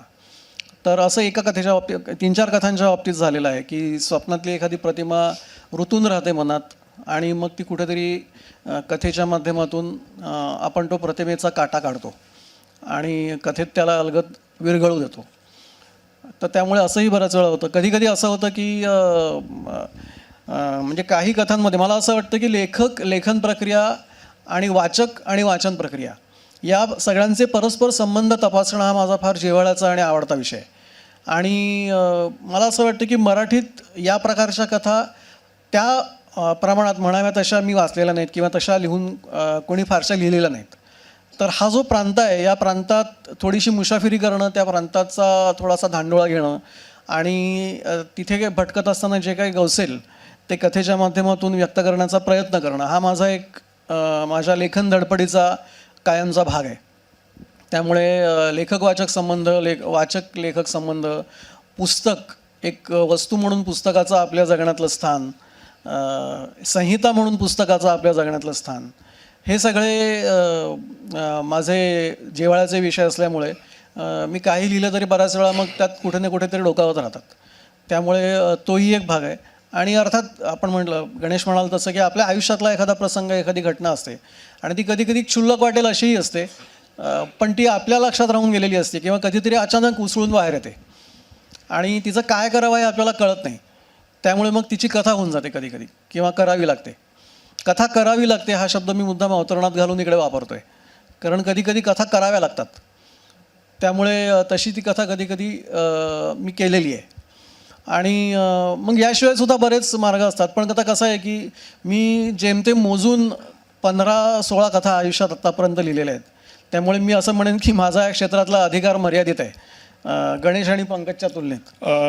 मला त्याच्यात गणेशला जास्त विचार असं वाटेल की कथा लिहिताना पुढचा रस्ता थांबला आहे आणि त्यामुळे ती कथा म्हणजे जात नाही आहे पुढे. तर त्यावेळेस तुमचं काय होतं, म्हणजे काय करता तुम्ही त्यामुळे रायटर ब्लॉक होतो का किंवा वाटत नाही वर्षभर जे येतं त्यांना, पण तरीसुद्धा नाही, रायटर्स ब्लॉक हा 2 पद्धतीचा असू शकतो. एक म्हणजे एखाद्या पर्टिक्युलर कथेबद्दल असू शकतो किंवा एक परमनंट रायटर ब्लॉक, असं म्हणजे काय थांबलेच लोक लिहायचे असं पण होऊ शकतं. तर कथेबाबत हा सहजच होऊ शकतो आणि प्रत्येकाचाच माझ्यामध्ये प्रत्येकालाच आपला अनुभव तो काही प्रमाणात असेल की एखादी गोष्ट आपण लिहायला लागलो. काही वेळा काही लेखक असे असतात की ज्यांना पूर्ण कथा डोळ्यासमोर दिसते. तर माझे वडील त्या प्रकारचे लेखक होते काही प्रमाणात की ज्यांना पूर्ण कथा अगदी शेवट नसेल पण बऱ्यापैकी त्यांना दिसायचं सगळं. माझं असं आहे की मला सुरुवात करताना काहीच दिसत नाही. म्हणजे मला एखादी, जिथे मी मगाशी जे सांगितलं की एखादा जर्म दिसला तिथून हे होतं, सुरुवात होते. मी नेहमी तो प्रोसेसच्याबद्दल सांगायचं तर मला असं वाटतं की आपण समजा कंदील घेऊन हातात असलो उभे आणि आपल्याला त्या कंदिलाचा प्रकाश इथपर्यंत पडतोय तेवढं दिसतंय आणि त्याच्या पुढचं दिसत नाही. अशी साधारण ती परिस्थिती असते की थोडं अंतर तुम्हाला दिसतंय कथेमध्ये काय होतंय पण पुढे काही नाही दिसत. तर तुम्हाला मग पुढे तो कंदील घेऊन तुम्हाला तिथपर्यंत चालत जायला लागतं तर पुढचं इल्युमिनेट होणार, तोपर्यंत पुढचं दिसत नाही. आणि असं अनेक वेळा होतं की एका पॉईंटला आल्यावरती आपली कथा थांबते आणि आपल्याला पुढे काय करायचं कळत नाही. असं माझं एक उदाहरण एका कथेचं असं होतं की एक मी घटना बघितली आमच्या घराच्या जवळ की रात्री एक गाडी थांबलेली. मी इयरफोन लावून जात होतो आणि मला काही भान नव्हतं कारण खूप रात्री 11-11:30 वगैरे वाजलेले होते. मग मी माझ्या तंद्रीत होतो आणि अचानक मला लक्षात आलं की गाडी थांबली आणि तिथे बाजूला सिक्युरिटी गार्ड्स 4-5 जमलेले आहेत आणि मी काहीतरी चाललं आहे तर मी काढला आहे हे, तर एकदम काहीतरी मोठा गोंगाट ऐकू यायला लागला आणि मला असं दिसलं की एक मुलगा होता तो आउट ऑफ कंट्रोल झालेला होता आणि तो काहीतरी घेऊन ते गाडीची काचा फोडत होता आणि आतमध्ये एक मुलगी बसली होती आणि तिला म्हणजे काहीतरी त्यांचं बैबनाव झाला होता, भांडण काहीतरी झालं होतं आणि त्याच्यातून तो सिक्युरिटी गार्ड त्याला शांत करण्याचा प्रयत्न करत होते आणि ते खूप हाताबाहेर सगळं गेलं. आता ह्यावर काहीतरी लिहावं असं माझ्या डोक्यात आलं. म्हणजे हे काहीतरी ही इमेज माझ्या डोळ्यासमोर, की ते फुटलेल्या काचा गाडीच्या पडल्या वगैरे हे सगळं माझ्या डोळ्यासमोर होतं. आणि मी याला सुरुवात केली एका पद्धतीने त्याला, आणि मग मला असं लक्षात आलं की त्याचं काही त्या याने होणार नाही आहे त्या कथेचं त्या याने. मग मी थांबलो आणि मग नंतर ठेवून दिली. अशा ठेवून दिलेल्या कथा सगळ्यांच्याच असतात. म्हणजे अमुक एका पॉईंटपर्यंत गेली आणि पुढचं सुचलं नाही. आता त्या कधी कधी राहून जातात किंवा मग त्यानंतर कधीतरी पुऱ्या होतात. तर आता ही जी मी कथा म्हणतोय ती माझी ती पुरी झाली आणि मी गेल्या वर्षी हाऊसमध्ये ती होती. तर त्यामुळे अशा तुमच्या दरवेळेसच तुम्हाला त्या पुऱ्या होतील किंवा दरवेळेसच तुम्हाला पुढचं इन्स्पिरेशन मिळेल असं नाही. पण कधीतरी तुमचा तो कंदील बरोबर असेल तर तुम्हाला कधीतरी पुढची वाट त्याच्यामधून दिसते आणि मग त्याच्यातून तुम्ही पुन्हा त्या कथेकडे वळू शकता आणि ती कथा पूर्ण करू शकता. याच्यामध्ये मला एक मगाशी तो पंकज जे विचारतोय सगळ्यांना, तर मला असं वाटतं की त्याचं जे विश्वामित्र सिंड्रोम जे पुस्तक होतं ते बराच काळ तो लिहित होता आणि ते असंच थोडंसं अनुभव, थोडंसं त्यांनी जे पाहिलेलं आहे याच्यावर आधारित आहे. तर त्यांनी सुद्धा थोडंसं त्या विश्वामित्र सिंड्रोमच्या निर्मिती प्रक्रियेबद्दल बोलावं असं मला वाटतं. तो विषय नाही इथला. नाही त्यांनी म्हणजे 9 वर्ष त्याला लागली होती पूर्णपणे. एक थोडंसं कसं सुचलं हे बोल. ते सुचलं त्याच्याबद्दल त्याचा खूप म्हणजे मी बऱ्याचदा सांगितलेलं आहे सगळीकडे.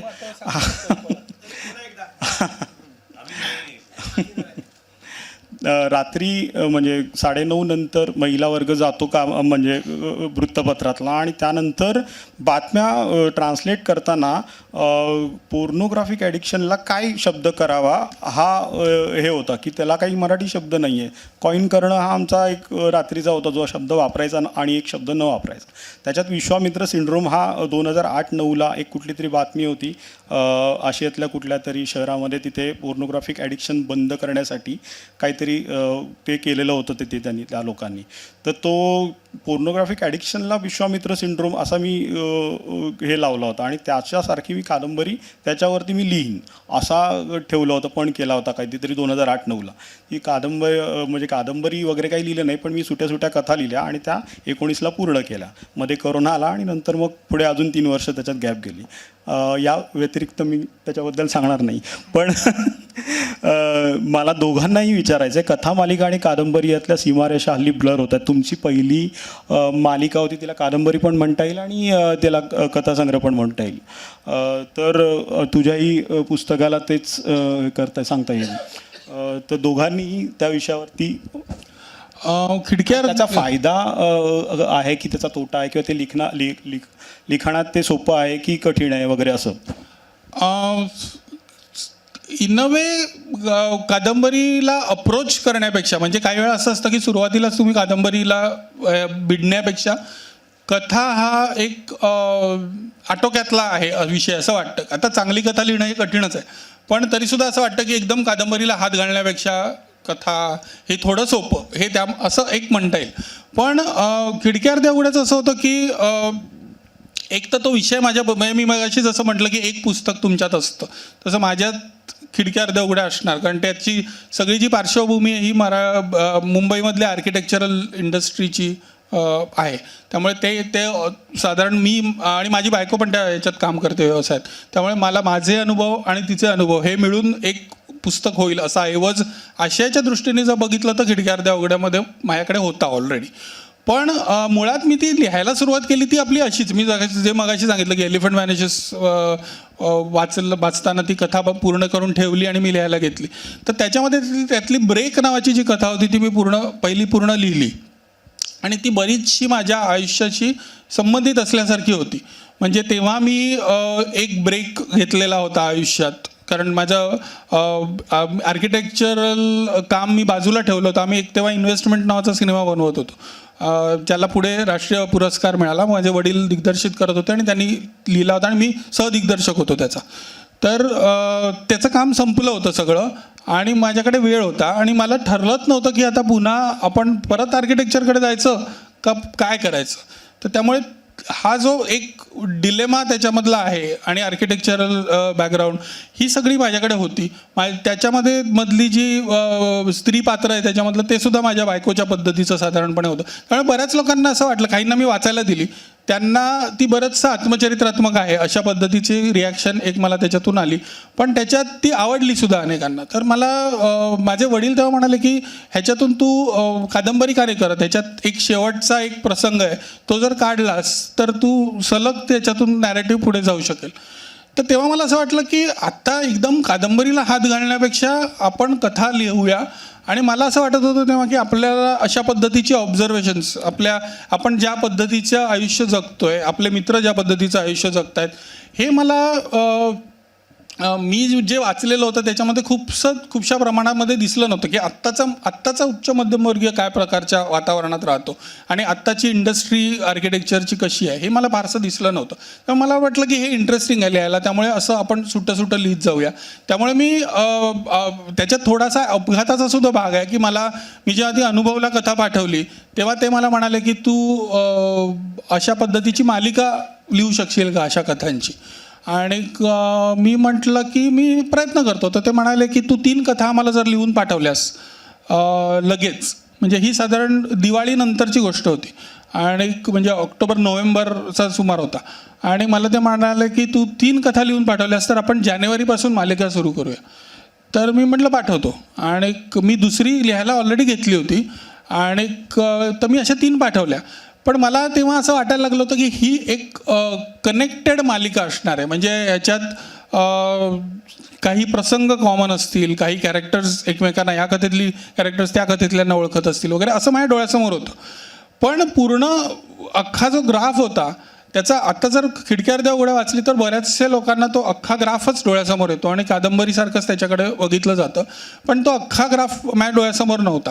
याचं थोडं एक कारण, आता जे तू मगाशी म्हणालास की कथा मालिका आणि कादंबरी, आता कथा मालिका या बऱ्याच वेळा अशा असतात की त्या एपिसोडिक असू शकतात. म्हणजे त्याच्यामध्ये एक सेट ऑफ कॅरेक्टर्स आहे, म्हणजे वाचू नकापासून आपण त्याची अनेक उदाहरणं पाहू शकतो. सेट ऑफ कॅरेक्टर्स आणि त्या सिमिलर पद्धतीचे आयुष्य जगणारी आणि त्यांच्या असा एक त्याच्यामध्ये हे असू शकतो. खिडकी अर्ध्या उघड्याचं असं होतं की त्याच्यातल्या घटनाक्रम होता तो सुद्धा एका महिन्याच्या कालावधीत घडणारा आणि दर याच्यामध्ये कथा थोडी पुढे जात होती असं त्याच्यामध्ये होतं. आता ते मी फार इलॅबोरेट करू शकणार नाही कारण ते अदरवाईज ते टेक्स्टशिवाय कळणार नाही. पण त्याच्यामुळे त्याचा जो कथाभाग होता हा त्या एका महिन्यामध्ये काय काय घडलं या पात्रांच्या आयुष्यात असा होता. त्यामुळे ते अधिक प्रमाणात कादंबरीच्या अधिक जवळ जाणारं होतं कथामालिकेपेक्षा. आता हे वेगवेगळ्या पद्धतीचं आहे, म्हणजे दर या पद्धतीची कादंबरी ही वेगळ्या पद्धतीने कथामालिकेला जॉईन करणारी असू शकते. आता अलीकडे बऱ्याच कथामालिकांना कादंबरी म्हणण्याची पद्धत आहे. आता जे झोरान जावकोविचचं जे पुस्तक आता आहे द लायब्ररी, नितीन रिंडेंनी त्याचं भाषांतर केलं उत्तम. तर त्याच्यामध्ये आता त्यातल्या कथा ज्या आहेत या लायब्ररीविषयीच्या जवळजवळ सुट्या कथा असल्यासारख्या आहेत. फक्त त्याच्यामधली जी शेवटची कथा आहे ही त्यात सगळ्या कथांना एकत्र जोडते. तर त्यामुळे त्यालासुद्धा आता कादंबरी म्हटलं जातं, पण खऱ्या अर्थाने पाहिलं तर ती कथा मालिकेसारखी आहे. तर त्यामुळे हे दोन्ही फॉर्म्स आता खूप एकमेकांच्या जवळ येत आहेत. पण मला वाटतं की ज्याच्यामध्ये कथेला प्रोग्रेशन दर याच्यामध्ये एपिसोडमध्ये आहे ती कादंबरीच्या अधिक जवळ जाणारी, आणि ज्या कथा या एपिसोडिक आहेत त्या अधिक मालिकेच्या जवळ जाणाऱ्या, असं मी त्याच्यामध्ये डिस्टिंक्शन थोडंसं करू शकेन. तुझ्या पण आता त्या कथा मालिकाच होत्या, आता तू पुढच्या कथा मालिका करतोयस की स्वतंत्र कादंबरी करतोयस? आता नंतर मी ज्या काही कथा लिहिल्या त्या स्वतंत्र आहेत, सुट्या आहेत तशा, म्हणजे त्याच्यात एकमेकांशी त्यांचा थेट संबंध तसा काही नाही आहे. एक कादंबरी मी लिहितो आहे, आता ती अजून पूर्ण झाली नाही. मला कादंबरी म्हटलं की मीर तकी मीरचा एक नेहमी शेर आठवतो आणि तो आपल्या सगळ्यांना माहिती असेल की इश्क एक मीर भारी पत्थर है कब ये तुझ नातवा से उठता है. की मीर तुझ्यासारख्या अशक्त माणसाकडून प्रेमाचा हा एवढा अवजर खडक कसा काय उचलला जाणार. तर हे मला स्वतःच्या आणि कादंबरीच्या बाबतीत नेहमी खरं वाटतं. त्यामुळे तो दगड उचलण्याचा मी प्रयत्न करतोय. आता एकदा उचलला गेला की मी सांगेन मग उचलला म्हणून, पण आधीच त्याच्याविषयी काय बोलणं बरोबर नाही. पण नंतरच्या कथा मात्र सुट्या आहेत. 20 मिनटं आहेत. मला असं वाटतं की बोलावं, प्रश्न विचारावे, तुमचे लेखनातल्या अडचणी असतील तर त्या विचाराव्यात.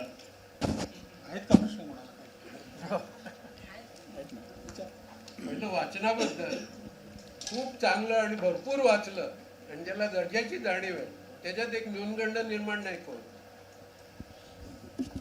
शक्य आहे, पण शेवटी त्या न्यूनगंडावर पण मातच करावी लागते झालाच तर. शक्य आहे, होऊ शकतं असं की एवढं मोठ्या मोठ्यांनी एवढं महान काही लिहून ठेवलं तर याच्यापुढे आपण काय लिहिणार, आपण लिहू तरी कसं धजावं असं वाटू शकतं कोणालाही. पण जर वाटलंच असं तर मग त्याच्यावर आतल्या आत्मविश्वासाने आणि सातत्याने मात करणं हाच त्यावरचा एक मार्ग आहे. शेवटी प्रत्येकाचा अनुभव हा युनिकच असतो. त्यामुळे मला वाटतं की कोणी काही मोठं लिहिलेलं असलं तरी तुम्हाला जे प्रत्यक्ष तुमच्या आयुष्यात जे जाणवलेलं आहे किंवा तुमच्या दृष्टीला जे दिसलेलं आहे ते तुम्हीच सांगू शकणार आहात. त्यामुळे अशा दृष्टीने जर बघितलं तर मला वाटतं प्रत्येकाला लिहावंसं वाटायला काही हरकत ती ज्ञानेश्वरांची प्रसिद्ध ओवी, राजहंसाचे चालणे जगी झाली या शहाणे, म्हणून काय गवणे चालूची नाही, ही अशा वेळेला बळ देते. मला वाचनाबद्दल नेहमी असं वाटतं की आत्ता ज्या पद्धतीचं चाललंय, आत्ता ज्या पद्धतीचं आपण कॉन्टेम्पररी सतत नवीन वाचत असतो. म्हणजे जो आपण चोखंदळ वाचक असतो तो तेच वाचत असतो जे इतर चांगले वाचणारे वाचत असतात. म्हणजे आपण जे वाचतो आपण ते सगळ्यांच्या सारखेच होऊन जातो. म्हणून आपण सगळ्यांच्या सारखं वाचता कामा नये असं मला वाटतं. चांगलं. म्हणजे तुला म्हणायचं की वेगळी पुस्तकं शोधून वाचावीत असं. Because we read what everybody is reading, so we become like them. But we have to be different. So what should we do to find those kind of books or subjects? माझ्या मते बरं मी काय करतो ते मी सांगतो तुला. मी generally माझं असं असतं की मी एखादं काहीतरी मी वाचत असेल ना तर मला त्याच्यामधून मला दुसरं काय वाचायला मिळते याचा माझा विचार चालू. याचं एक उदाहरण सांगतो तुला. पॉल ऑस्टरची एक 4321 नावाची कादंबरी तुला माहीत असेल, मोठी एवढी जाड कादंबरी. तर त्याच्यामध्ये त्यातला जो आर्ची म्हणून नायक आहे त्याची 4 आयुष्य त्याच्यामध्ये आहेत आणि ऑल्टरनेटली आपण एका आयुष्यातला एक प्रसंग, मग दुसऱ्याच्या आयुष्यातला, तिसऱ्याच्या आयुष्यातला, चौथ्याच्या आयुष्य, तो पिरियड असा त्याच्यामध्ये येत जातो 4 आयुष्यांमधला.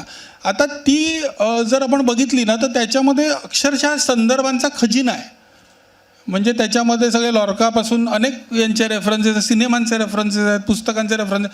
तर असं जेव्हा तुमच्या हातात एखाद्या गोष्ट सापडतं आणि अनेक वेळा असं सापडतं तर त्याच्यामधून तुम्हाला एकतर सतत वेगळ्या वेगळ्या गोष्टी एक संदर्भाने मिळू शकतात.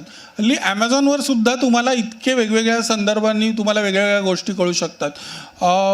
प्रत्येकाचे काही खास आवडी असतात. आता माझी आवड, माझी स्पेसिफिक आवड म्हणजे ग्राफिक नॉव्हेल्सची आहे की माझ्याकडे खूप शेकडो जवळजवळ ग्राफिक नॉव्हेल्स आहेत.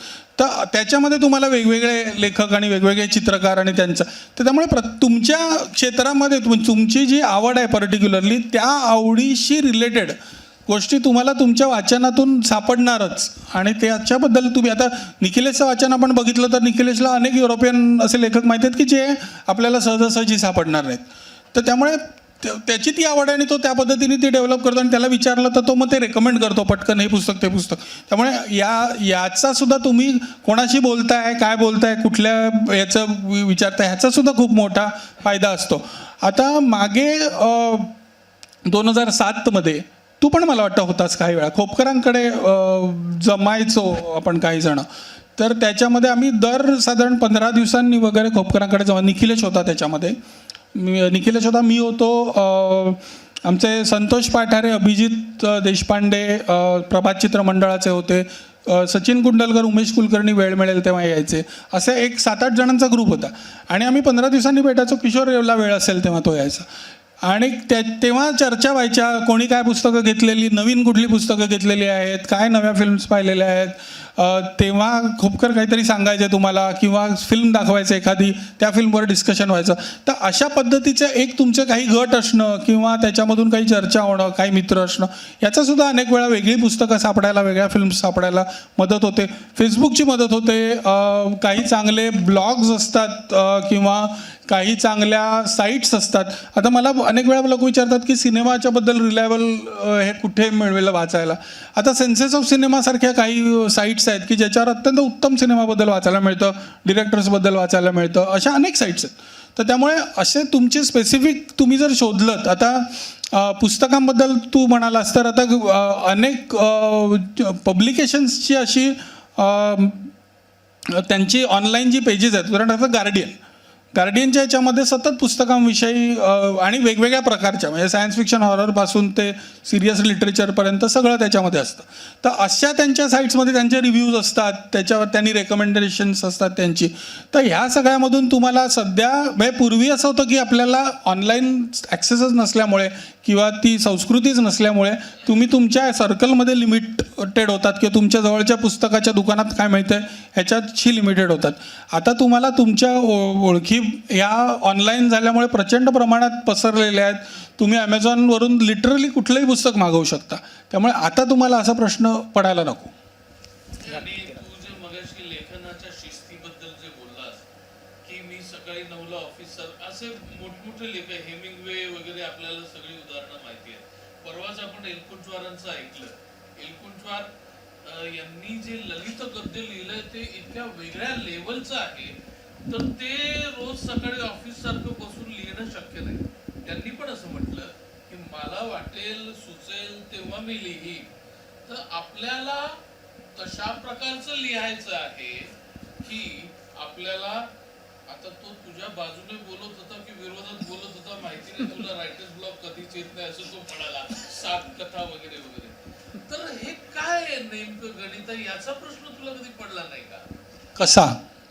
की आपल्याला माझ्यामध्ये ना प्रत्येक जण हा वेगळ्या पद्धतीचाच लेखक असणार अल्टिमेटली. आता एलकुंचवारांचं तू म्हणालास त्यांनी सांगितलं मध्ये त्यांनी 8 वर्ष गॅप घेतली. तर आता असे सुद्धा लोक असतात. आता मी पहिली कथा लिहिली वयाच्या 42व्या वर्षी, त्यामुळे गॅपच झाली की. म्हणजे तुम्ही कधी लिहिता, तुमच्या डोक्यात काय आहे. आता मी कदाचित असंही होईल की मला आता इतकं सुचल्यानंतर मला असं वाटेल की आता पुढचे काही महिने काही लिहू नये किंवा काही वर्ष काही लिहू नये, असंही होऊ शकतं. शेवटी तुम्ही कोण आहात, तुमची कपॅसिटी काय आहे, तुमची जाण काय आहे, तुमचं वाचन काय आहे, अशा अनेक गोष्टींशी त्याचा संबंध आहे.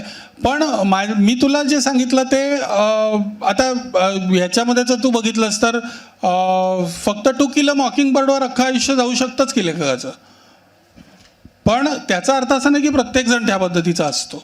त्यामुळे प्रत्येक लेखकाची वेगळी स्वतःची पद्धत असणारच. त्यामुळे मला असं अजिबात वाटत नाही की तो माझी चेष्टा करत होता.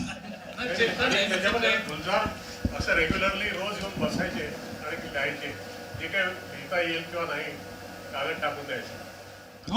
हो असंही आहे की जे तुम्हाला वापरलं जातच असं नाही की ते आमचंही माझंही आहे किंवा माझ्या वडिलांचंही होतं की सगळं लिहिलेलं वापरलं जातं असं नाही.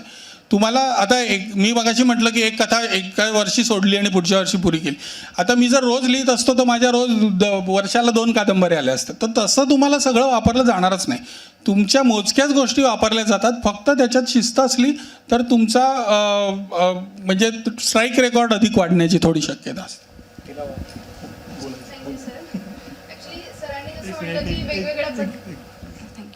सरांनी म्हटलं की वेगवेगळ्या पद्धतीचं आपण वाचलं पाहिजे, एकाने एकच वाचलं म्हणून आपण त्याच्याच मागे नाही जायला पाहिजे. तर तसं माझं आहे, मी प्रत्येक गोष्टींमध्ये वाचायला बघते.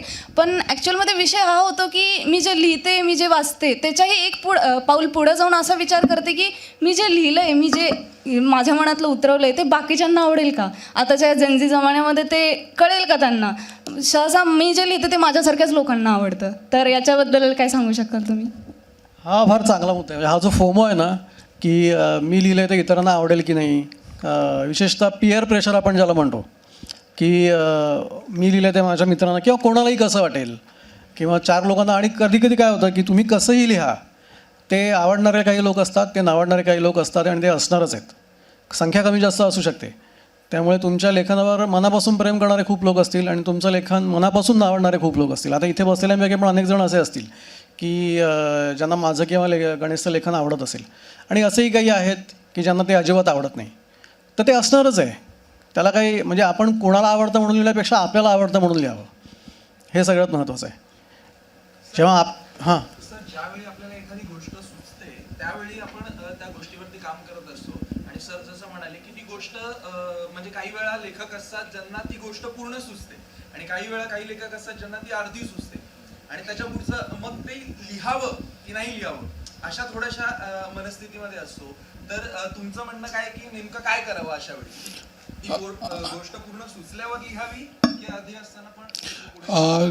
मला जेव्हा असं विचारलं लिहायला कशी सुरुवात करावी, तेव्हा मी सांगतो की लिहा, हीच त्याची सुरुवात आहे. कारण आता मी जे तुम्हाला मगाशी सांगितलं की हातात कंदील घेऊन जेवढं दिसतं तेवढं, तर ते मी सुद्धा ते करतो. त्यामुळे जेवढं मला सुचतं तेवढंच मी लिहितो. त्याच्या पलीकडे मी जर अख्खी कथा सुचायची वाट बघायली तर मला कदाचित काही सुचणार नाही. आणि कदाचित असंही होईल की अख्खी कथा डोळ्यासमोर येण्याच्या भानगडीत तुम्ही ती एका फॉर्म्युलेक पद्धतीने ती बांधाल. तुम्हाला ती अनपेक्षितता कथेची जी असते ती बऱ्याच वेळा तुम्हाला त्या कथेबरोबर राहणं आणि जेवढं सुचतंय तेवढं लिहित जाणं, ह्याच्यामधून बऱ्याचदा तुमच्या कथेची अनपेक्षितता, कादंबरीची अनपेक्षितता त्याच्यातून तयार होऊ शकते. त्यामुळे तुम्ही जर अख्खी डोळ्यासमोर येण्याची घाई कराल तर ती प्रेडिक्टेबल होण्याची खूप शक्यता असते. आता ह्याला काही नियम नाही. म्हणजे आता मी माझ्या वडिलांचं उदाहरण मगाशी दिलं की त्यांना डोळ्यासमोर दिसायची तरी त्यांच्या कथा अनेक अनपेक्षित आहेत. शेवट लोकांना त्याचे माहीत सुरुवातीला कळू शकत नाहीत. पण माझं जे अनुभव माझा जो आहे तो असाच आहे की मला कधीच शेवट माहीत नसतं. शेवट काय, मला बऱ्याचशा गोष्टी माहीतच नसतात कथेमधल्या. त्यामुळे लिहित जाणं आणि ती कुठे नेते आपल्याला कथा हे पाहणं, हाच त्याच्यामधला इंटरेस्ट आहे. मी खिडक्या अर्ध्या उघड्या जेव्हा लिहिली तेव्हा मला असं होतं की त्यातल्या मी 4 कथा पहिल्या लिहून पाठवल्या आणि नंतर मला त्याचं जे इलस्ट्रेशन्स करत होते श्याम देशपांडे म्हणून होते ते अनुभवमध्ये यायची. त्याला एक ते फोटो मॉन्टाजसारखं एक इलस्ट्रेशन त्याचे करायचे वेगवेगळे फोटोज वापरून. तर ते म्हणाले त्यांचा मला फोन आला फेब्रुवारीमध्ये. 2 कथा ऑलरेडी आलेल्या होत्या, पब्लिश झालेल्या होत्या. त्यांनी उरलेल्या 2 वाचल्या होत्या, पण मला 10 द्यायच्या होत्या टोटल अख्ख्या ह्याच्यामध्ये. तर ते मला म्हणाले याचं पुढे काय होणार आहे. तर मी म्हटलं मला माहिती नाही पुढे काय होणार आहे. तर ते म्हणाले पण तू काहीच विचार केलेला नाही आहेस त्याचा. तर मी म्हटलं नाही, त्याच्यात मी इतका एवढा विचार केला की याच्यातली पहिल्या कथेतली जी कॅरेक्टर्स आहेत ती शेवटच्या कथेमध्ये महत्त्वाची असतील. आणि त्याच्यामध्ये एक असं आहे की पहिल्या कथेत असा थोडा पेच आहे की त्यातली जी मुलगी आहे तिला काही कारणाने एका महिन्यानंतर सोडून US ला जायचं 6 महिन्यांसाठी एका कामासाठी. आणि त्यातल्या पुरुष आहे त्याला इन्सिक्युरिटी तयार होते असं त्याच्यामध्ये आहे. तर ती इन्सिक्युरिटी रिझॉल्व्ह होईल शेवटच्यात, इतकं मी ठरवलं आहे असं मी त्यांना सांगितलं. तर ते मला म्हणाले ठीक आहे मग आपण बोलूया पुढे काय होईल ते. आणि मग शेवटी ती त्यात खिडक्या जर बघितलं तर त्याच्यात असं आहे की 9व्याला त्याचा क्लायमॅक्स असल्यासारखा आहे आणि शेवटचा भाग आहे तो एपिलॉग असल्यासारखा आहे 10वा. तर त्याच्यामुळे तेव्हा त्यांनी मला फोन केला तो वाचल्यावरती की त्याच्यात हाच क्लायमॅक्स आहे ना असं विचारायला. तर मी म्हटलं हाच क्लायमॅक्स, म्हणजे त्याला साधारणपणे कळतं आहे काय जे ग्राफ आहे तो. तर त्यामुळे असं तुम्ही त्याचा जो हे पाहिलं कथानक जर आपण कादंबरी म्हणून पाहिलं तर 6वी त्यातली कथा जेव्हा पूर्ण झाली माझी लिहून तेव्हा मला तो अख्खा ग्राफ दिसला. तोपर्यंत मी 6व्या कथेपर्यंत म्हणजे 60% होईपर्यंत मी पूर्णपणे त्याच्यात मला माहीत नव्हतं की पुढे काय होणार आहे. तर त्यामुळे तुम्ही लिहिणं हाच त्याच्यावर मार्ग असतो. सर मालिकांबद्दल तर बोलला तो तर फार मोठा विषय आहे. पण एखाद्या नवोदित ह्याला जेव्हा तुम्ही आता म्हणालात की एखादी इमेज दिसते किंवा एखादी कल्पना दिसते, म्हणजे प्लॉट असतो तो आमच्याही मनात काही वेळा येतो की पण त्याच्यावर त्या प्लॉटवर घर कसं बांधायचं हे कळत नाही. म्हणजे तुम्ही आता ह्यांच्या विश्वामित्र सिंड्रोममध्ये बघितलं तर एका ठिकाणचं वातावरण आहे, त्यावरच्या सर्व कथा आहेत. म्हणजे तुम्ही असा विचार करता का की साधारण कथानक कसं असेल, पात्र काय असतील, वातावरण की काय, म्हणजे विचार करण्याची ती प्रोसेस कशी असते कल्पनेचा कथेत रूपांतर करताना? मला निखिलेचं माहीत नाही, पण मला असं वाटतं की एखाद दुसऱ्या वाक्यानेच सुरुवात त्याची जवळजवळ होते.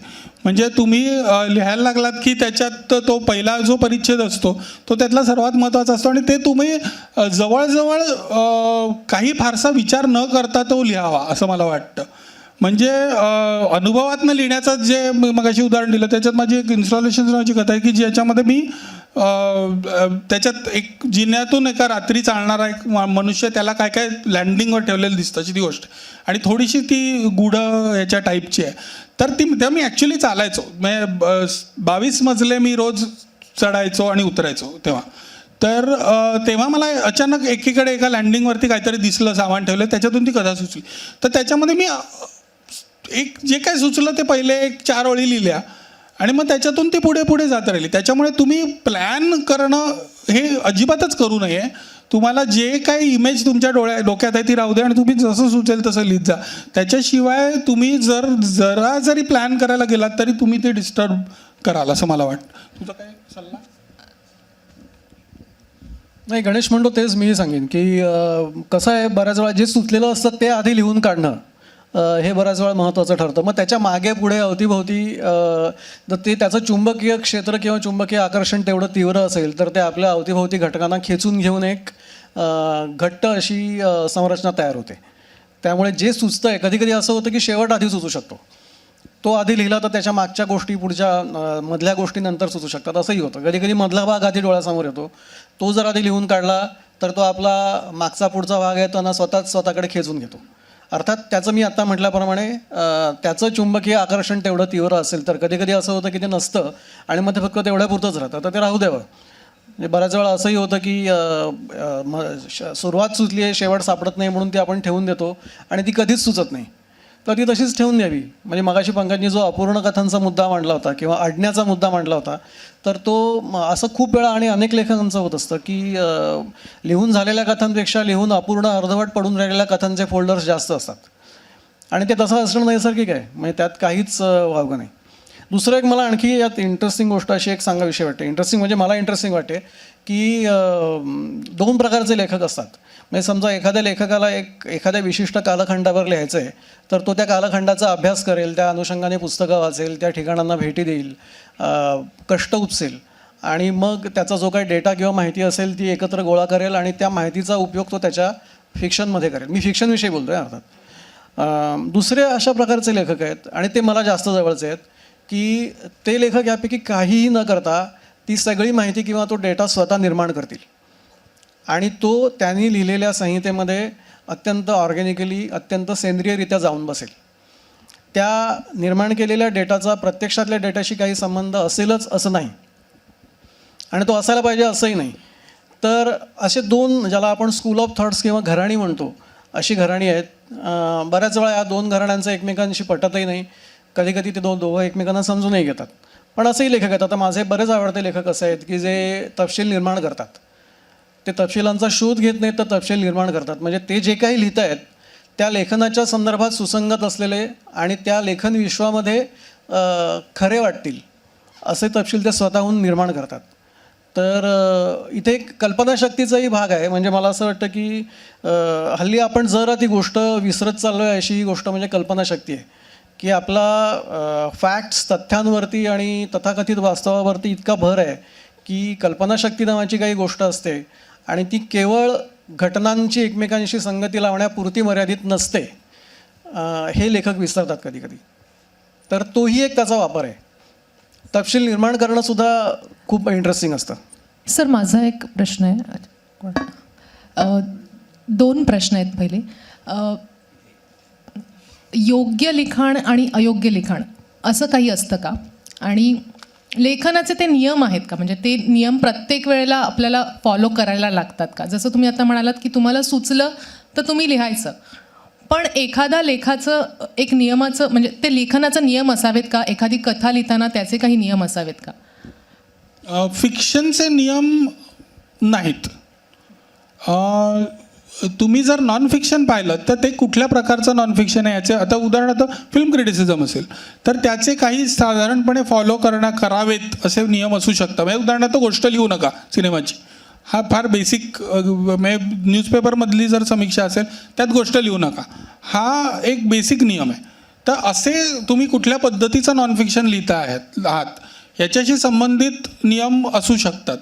फिक्शनला कुठलेही नियम नाहीत. फिक्शनला तुम्ही जे कारण तुम्ही तुमच्यासाठी ते क्रिएट करताय, तुमच्या पुरतं ते आहे आणि तो फॉर्म कदाचित आत्तापर्यंत कोणी न वापरलेलाही असू शकतो.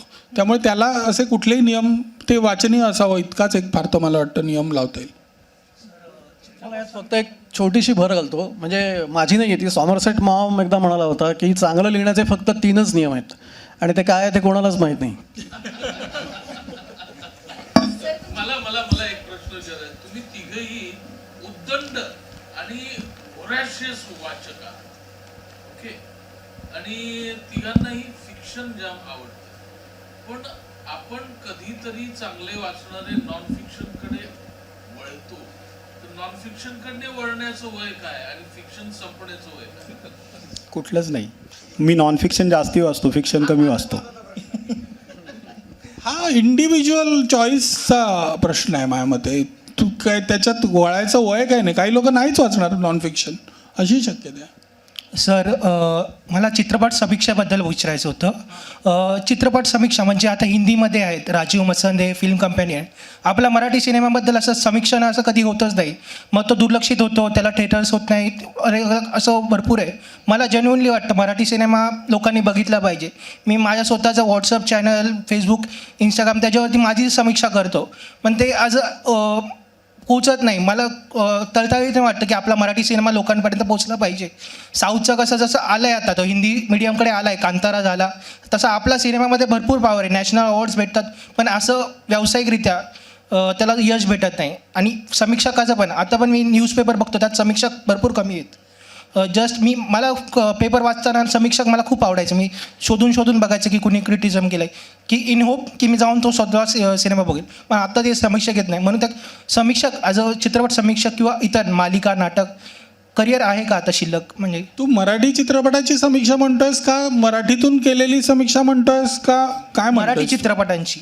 मराठी चित्रपटांची कुठल्या भाषेतून केलेली कुठल्या भाषेत? मराठीत केलेली समीक्षा. मराठी समीक्षेचा प्रॉब्लेम असा आहे की मराठी चित्रपटच कमी प्रमाणात पाहिले जातात. तू जर साऊथ इंडियन फिल्म्सबद्दल बोलायला लागलास तर भरपूर त्याच्यावरती रिॲक्शन्स तुला येतील. किंवा इंग्लिश फिल्म्सवर बोलायला लागलास, हिंदी फिल्म्सवर बोलायला लागलास. मराठीचा ऑडियन्सचा जसा प्रॉब्लेम जेव्हा सुटेल तेव्हा त्या पद्धतीच्या समीक्षेला सुद्धा मागणी येण्याची शक्यता आहे. आता काही वेळा तू जर मीडियम कुठलं आहे ह्याच्यावर पण अवलंबून आहे. आता मी जेव्हा पुणे मिररमध्ये मी 7 वर्ष लिहायचो, 2014 ते 2020पर्यंत मी मराठी सिनेमाची समीक्षा लिहायचो इंग्लिशमधून पुणे मिररसाठी. तर त्याला वाचक होता, कारण तो पुणे मिररचा वाचक होता. मग त्याच्यामध्ये आलेलं म्हणून ते मराठी ची समीक्षा पण ते वाचायचे आणि त्याच्यावरती मला रिॲक्शन्स वगैरे खूप मिळायच्या. पण जर नुसतं मराठी असेल तर ते मराठी पेपरमध्ये असेल. आता मराठी पेपरमध्ये जे लिहिलं जातं समीक्षा म्हणून ते कसं आहे ह्याचा पण पुन्हा आपण वेगळा एक विचार करायला पाहिजे की त्याच्यामध्ये मी आत्ता जे सांगितला नियम, कथा देऊ नका, किती पाळला जातो किंवा त्याच्यामध्ये काय पद्धतीच्या रिॲक्शन्स, कितपत ते ऑनेस्ट असतात, रिव्ह्यू वगैरे, अशा अनेक गोष्टी त्याच्याशी संबंधित आहेत. पण तुझा मुख्य मुद्दा हा आहे की मराठी सिनेमाला जी मागणी नाही त्याचा परिणाम मराठी समीक्षेच्या मागणीवर सुद्धा होतो. आहे की ॲज अ समीक्षक म्हणून तुमचं करिअर आहे का? आणि जर असेल तर समीक्षकाची जबाबदारी आहे की त्यांना मराठी सिनेमा प्रमोट केला. मराठी समीक्षक म्हणून स्वतंत्रपणे करिअर माझ्या मते गेलं कित्येक वर्ष नाही आहे. पण तू जर पुस्तकं जर लिहिणार असलास तर ती पुस्तकं वाचली जाऊ शकतात. पण ती पुन्हा त्याला आपल्याकडे जे रेव्हेन्यूचं जर प्रमाण पाहिलंस तर आपल्याकडे सर्व लेखकांना, बहुतेक सगळ्या लेखकांना काहीतरी वेगळं काम करायला लागतं लिहिणं सस्टेन करण्यासाठी. पण तू जर वर्तमानपत्रात काम करत असशील आणि त्यांच्यासाठी समीक्षा करत असशील तर असे अनेक जण आहेत. सौमित्र पोटे अनेक वर्ष ते करत होता, किंवा चॅनलसाठी अमोल बरचुरे करत होता, अमित भंडारी करत होता. अनेक लोक आहेत की जे समीक्षा करतात आणि ते त्यांच्या दृष्टीने सिरियसली समीक्षा करतात. पण ते एका चॅनलशी असोसिएटेड आहेत किंवा ते एका पेपरशी असोसिएटेड आहेत. तर त्यामुळे असा तू स्वतंत्रपणे फक्त समीक्षक म्हणून जर करायला लागलास तर त्याला थोडंसं कठीण आहे. पण तू कोणाच्या तरी बरोबर असोसिएट असलास तर येस. आपल्याकडे चित्रपट न पाहता सुद्धा समीक्षा लिहिणारे लोक आहेत. प्रश्न एक त्यांना विचारायचा प्रश्न काहीतरी. हां, बोला ना. सर, जेव्हा आपण कथा लिहायला घेतो, हां, बोला.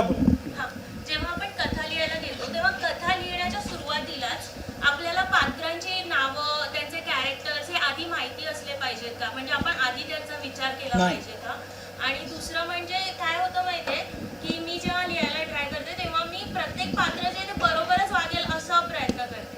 आणि मग त्याच्यामध्ये त्याच्यात ग्रे कॅरेक्टर्स येत नाहीत, कॅरेक्टरची काही आर्क होत नाही क्रिएट. सो त्याला कसं डील? पण तुम्ही असं का करता?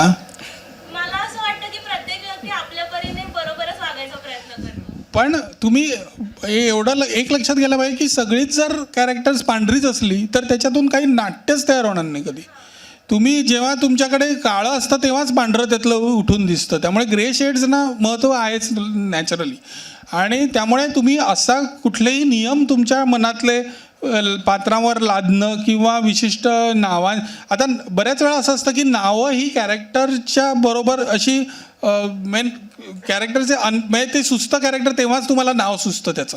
असं सुद्धा अनेक वेळा होतं की त्याचं जर नाव बदललं तर त्याचं कदाचित ते कॅरेक्टर थोडं वेगळं बिहेव करेल अशी शक्यता आहे. तर त्यामुळे तुम्ही असे स्वतःच्या मनामधले नियम न लादता त्याच्यावरती मोकळेपणाने तुम्हाला जे वाटतं जे सुचतं ती कशी वागतायत त्याचं परवा विशेष न करता लिहून बघा. कारण ते तसं लिहिण्यातच पॉईंट आहे. तुम्ही त्याचे नियमात ती बसवायला जर गेलात तर त्याचा त्याचा काही उपयोग होणार नाही तुम्हाला. विचारा.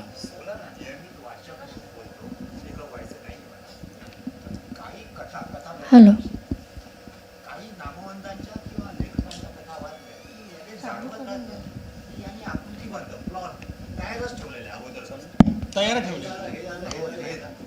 पण काही कथा इतक्या सहज वाटतात, कळीचं फूल व्हावं तशा वाटतात आणि मग त्या भेटतात.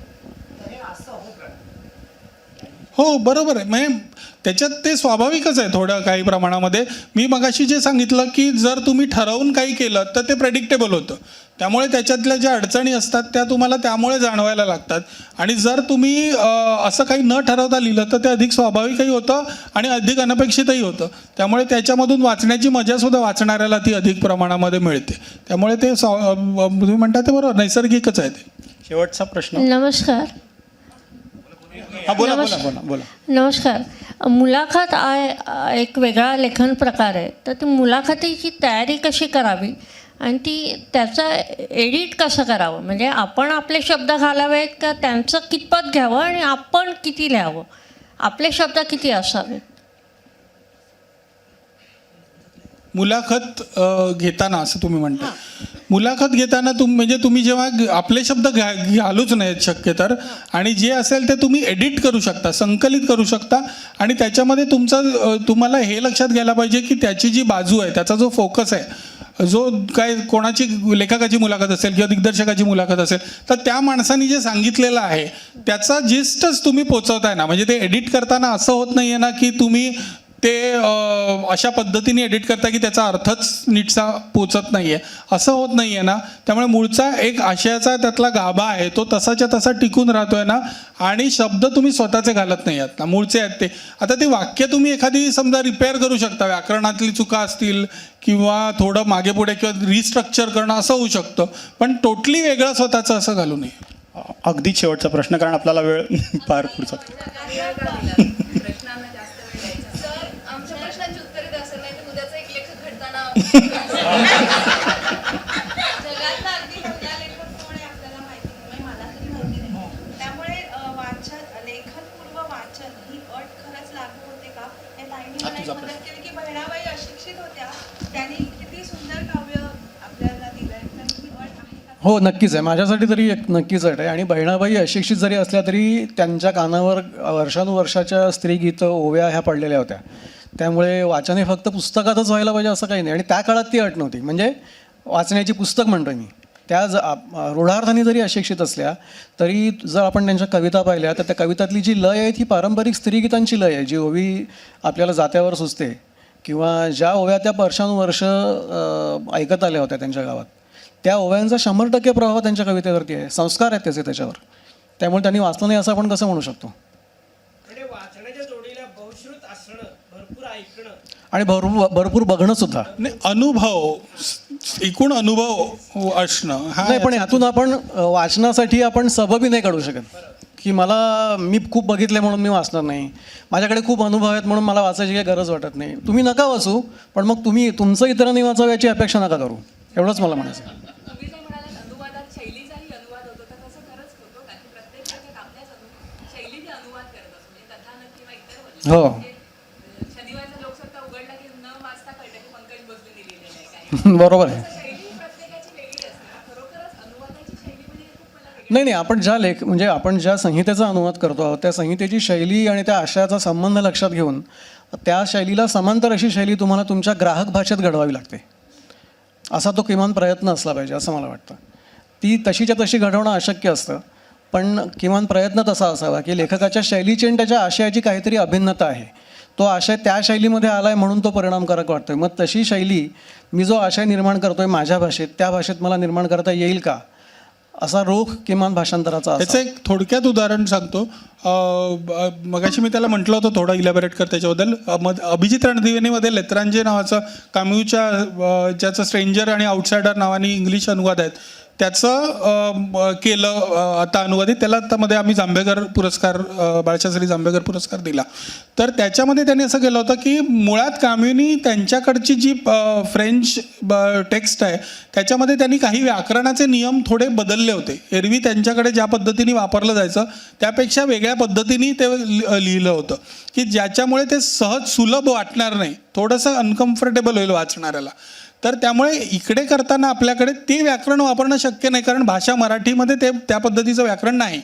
तर त्यामुळे त्यांनी असे काही चॉईसेस केले होते की ज्यामुळे ते थोडंसं कृत्रिमता त्याच्यामध्ये मध्ये मध्ये अशी येईल की ज्यानी सहजता त्यातली थोडीशी कमी होईल. तर अशा पद्धतीने एक शैली तिकडे असेल तर ती ॲडॅप्ट करताना वेगळ्या पद्धतीने पण साधारण फील तो राहील अशा पद्धतीची करायला हवी. एक शेवटचं आहे म्हणजे एक अशा पद्धतीचं जे लेखनाचा जो प्रोसेस असतो त्याच्याबद्दल मध्ये एक दशकातले लेखक नावाचं पुस्तक आलं आहे काही दिवसांपूर्वी, दशकातले लेखक, की ज्याच्यामध्ये ललितमध्ये कॉलम सिरियलाइज होत होते लेख की लेखकांच्या दीर्घ मुलाखती. त्याच्यामध्ये याचा प्रोसेसचा भाग अनेक लेखकांनी लिहिलेला आहे. ऋषिकेश गुप्ते आहे, प्रणव सखदेव, बरेच जण त्याच्यामध्ये 11 लेखकांचा त्याच्यामध्ये लेखक आणि लेखिका यांनी लिहिलेलं आहे. तर त्यामुळे त्याच्यामध्ये काही प्रमाणात तुम्हाला या पद्धतीची प्रोसेसची माहिती मिळू शकते. प्रोसेसबद्दल आता जे काय आहे ते आपण बाहेर पडल्यावरती बोलू, पण आता पुढचा कार्यक्रम घ्यायचा आहे. तर हा कार्यक्रमासाठी तुम्ही सगळे आलात आणि या कार्यक्रमासाठी या दोघांनी